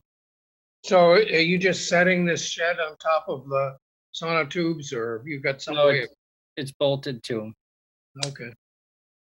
And is there just the tubes, or is there like those, Bigfoot. Bigfoot footings? Yeah. Okay, no other questions. But to be clear, they didn't get a building permit for this, so there's no inspections going on. Correct. No, I understood, and I understand that, that's okay, because if it's less than 200 square feet, it's not required as a building permit. Correct. Kevin, No questions, Mr. Chairman. Mark, I have no questions. Maury? I just had a couple questions on the shed. Have they already at some point taken their 200 square feet bite of the apple for the V zone? Because I don't know if the patio would be classified as structure, but we only allow 200 extra square feet in a V zone. Well, the short answer is no, but that 200 square feet would be addition space for the structure, right? Anything. It doesn't, whether you put a shed up, you put in a gazebo, 200 square feet is all we allow extra from an existing structure, unless it, No, they've, to this point, have always worked within their footprint. but the patio isn't. Well, the patio, extra patio is 148 square feet, right? yeah, but the patio is a patio. It's not a structure. Well, that's a staff question. The only other thing I want to bring to your attention, Matt, I don't know when you were out there, but they're mowing that salt marsh as we speak, because somebody almost got stuck in it, and it's all mowed down in that corner. So it was supposed to be that, I think it was Bacchus or something was supposed to be planted for that limit of work. You might want to put some stakes in the ground to keep them out of the salt marsh. They mowed a good chunk of it, and it's quite clear when you go out there. The other thing, That was part of the original filing, and that mowing has been actually going on that predates the Wetlands Protection Act. The intent is that by the time they go for certificate of compliance, after the wall work is done, they're going to allow that area to grow back naturally. so they're mowing it today, knowing that they have to let it grow back. Right. When does your order expire? Not anytime soon. Okay, well, I would think it would, well, now that you're gonna have to plant the buffer there, that will eliminate them mowing anymore. And the buffer, Yeah. I think we should put a time frame, because this is an after the fact planting.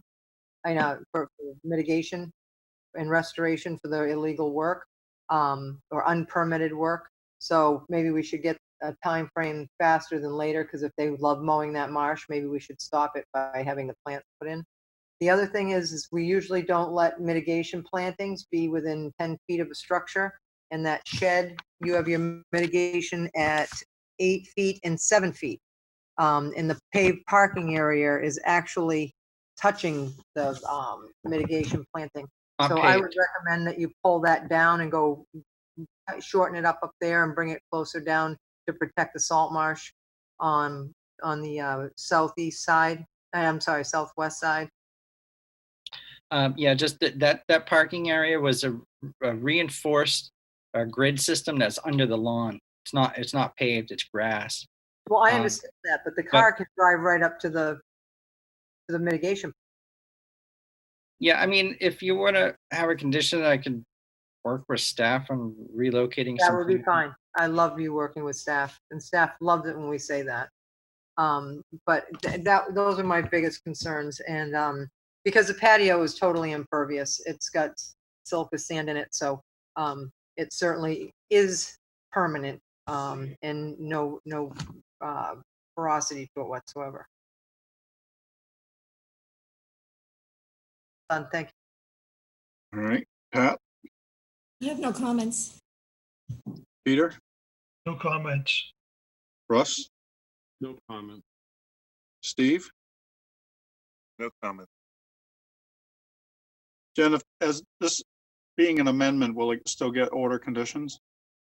Yeah. Because we want to make sure we get the single rail fence, prevent further mowing and such. Oh, yeah, I get an amended order of conditions. Wait, I'm sorry, what single rail fence? What are we talking about?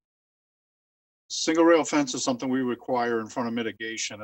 It's just as the name implies, you take a, if you will, a split rail fence, but it's only one rail, so it's like 10 or 12 inches off the ground. And the intent is to prevent Mowing. mowing. These are gonna be woody shrubs. I'm not gonna mow woody shrubs. Oh, you'd be surprised how people can mow. Matt, it's just it's funny because your clients came back. Your clients came to us for this wall. They were so concerned about, their property flooding, but they're doing everything they can to not help themselves by mowing down all the vegetation and everything that's on the property. So it's just right in front of the IVA, there's going to be like a little fence, not going to be that tall, and that's just to prevent that mower. Okay, so there's not gonna be fence in front of all the, going through the middle of their backyard then, right? Along the, behind the shed and towards the house? The fence is gonna be there. It's gonna blend right into the vegetation that's there. It's gonna be When did right you next. guys start doing this fence thing? Because I really haven't seen a fence for mitigation area before.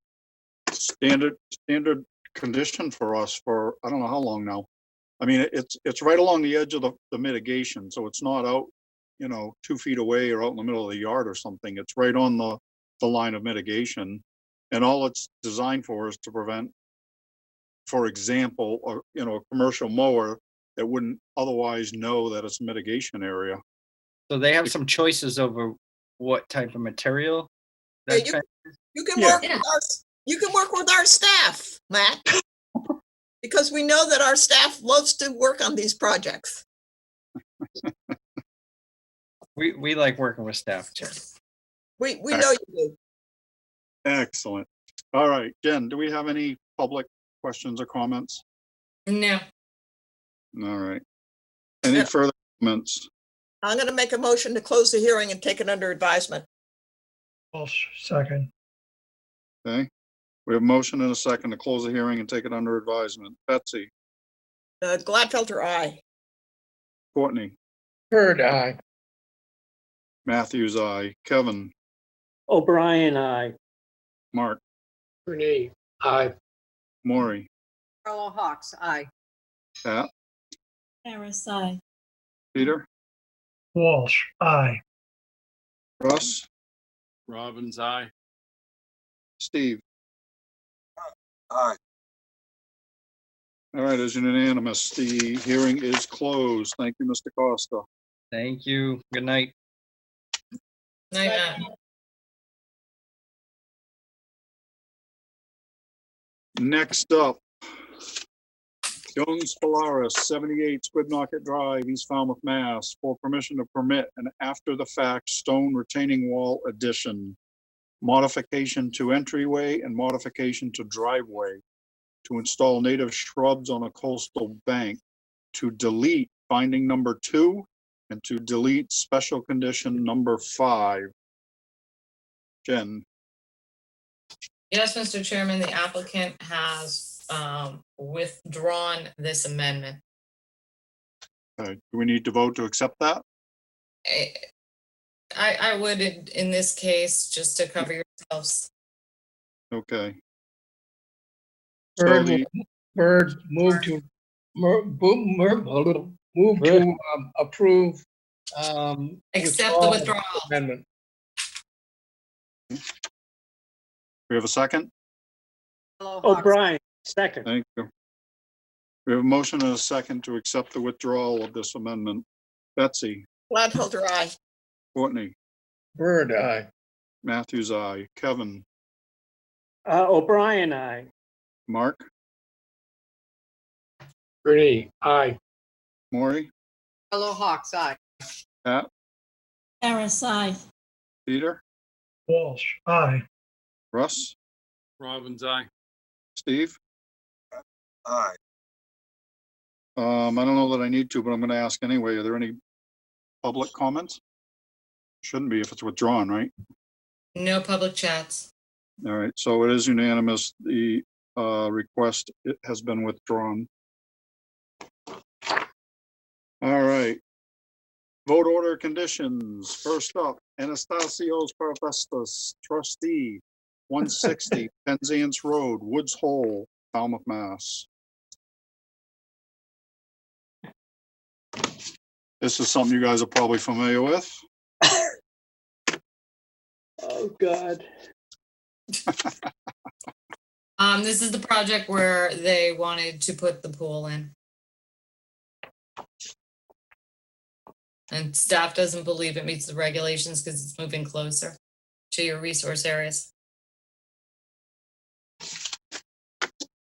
All right. We closed this when? 7/15/20 last week. Okay, thank you. What's the quorum? So the quorum is, that's an interesting question, Peter. Let me make sure Jamie's ready for me to read it. Whenever you. It's, well, the people who aren't on the quorum at all are Pat and Mark. But Peter, you're also not on it because all 7 regular commissioners are on it. All right.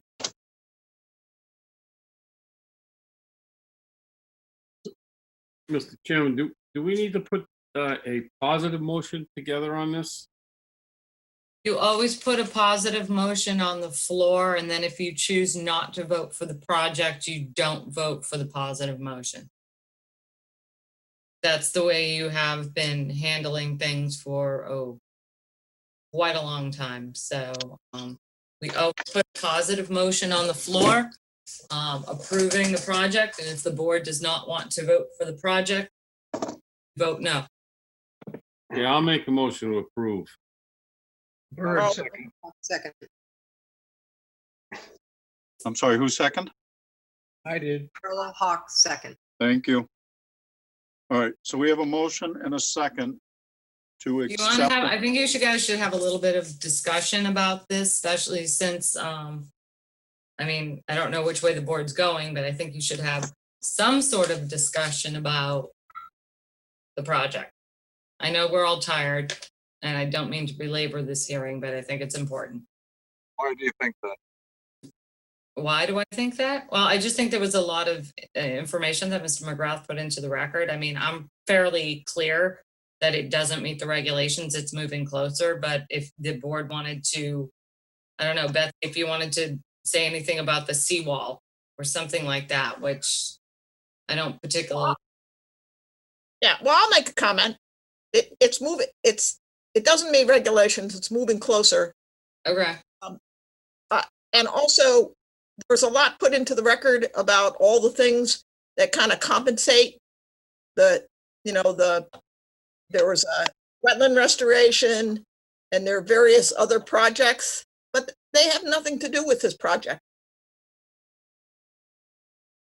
I'd like to, I posed a question in the last hearing to Mike, which was, given the fact that we didn't approve it the first time, way back when, and we've been listening to this project in one form or another since 2003, I think. The question is, what's different about it? And I wasn't convinced by his arguments. In fact, I'm not even sure I remember what they were. Does anybody remember what his arguments in support of it were, since what had changed? I mean, I think that's important for us to consider as we come up with a motion. The only thing that changed is that they made it a little bit smaller. Smaller. But where they were going to put it, they were taking away vegetation. I mean, It was, there's always the argument that it wasn't native vegetation, it's ornamental vegetation, but vegetation is vegetation. Although for that ornamental vegetation to look as beautiful as it did, I can't help but think that it's being given something special food. One of the other things that Mike had brought up was the seawall and how it prevented any runoff and nitrogen from getting into the salt marsh in the water. And but meanwhile, the seawall has scuppers in it, so if there's an overwash, it's going from the scuppers over into the harbor. And not only that, but nitrogen just doesn't sheet along. He did use that it has a rock denitrifying system, which is really a good system, but it still has nitrogen, and nitrogen still seeks groundwater, and it still gets into the harbor. So he said that was a mitigation as well to offset. Well, and that ruck system takes care of any nitrogen that's produced in that house, but there's also groundwater that's passing through that area also. Correct. That's what I'm saying. But that was his argument that that was a mitigation. All right. All right. Anything else? All right. We have a motion and a second to accept an order of conditions. I'm going to take the vote. Betsy? Gladfelter, no. Courtney? Bird, no.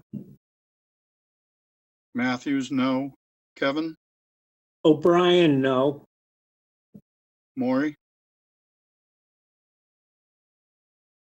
Maury? Maury? Oh, I'm sorry. Harlow Hawks, no. Russ? Robbins, no. Steve?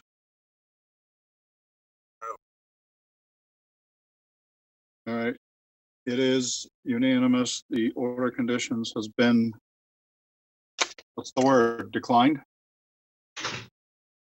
Correct.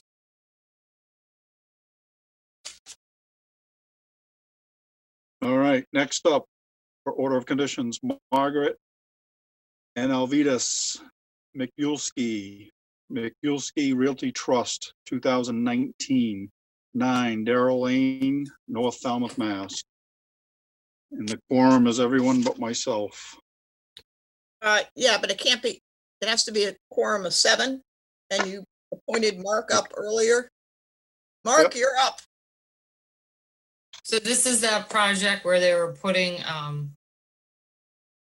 I don't even know what to call it. They were building up the grade in the backyard and then building that little wall. And we had to revise the plan just to show the plantings because there was a comment by the applicant that they were putting boulders. So staff wanted to kind of see a plan. So we didn't want the armoring that wall. But this is a unique project to say the least, but I don't see any concerns with it. No, I mean, actually, it's an interesting project that It's a very interesting project. coming back and basically building up a coastal bank. Correct. All right. Anybody have anything special they want to see? I'll make a motion to approve as discussed. Harlow Hawks, second. Okay, we have a motion and a second to accept the order as discussed.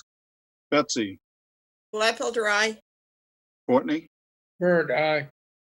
Kevin? O'Brien, aye. Mark?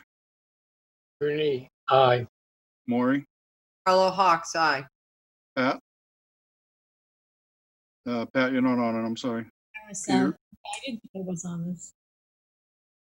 Russ? Robbins, aye. Steve? Aye. Steve, did I hear you?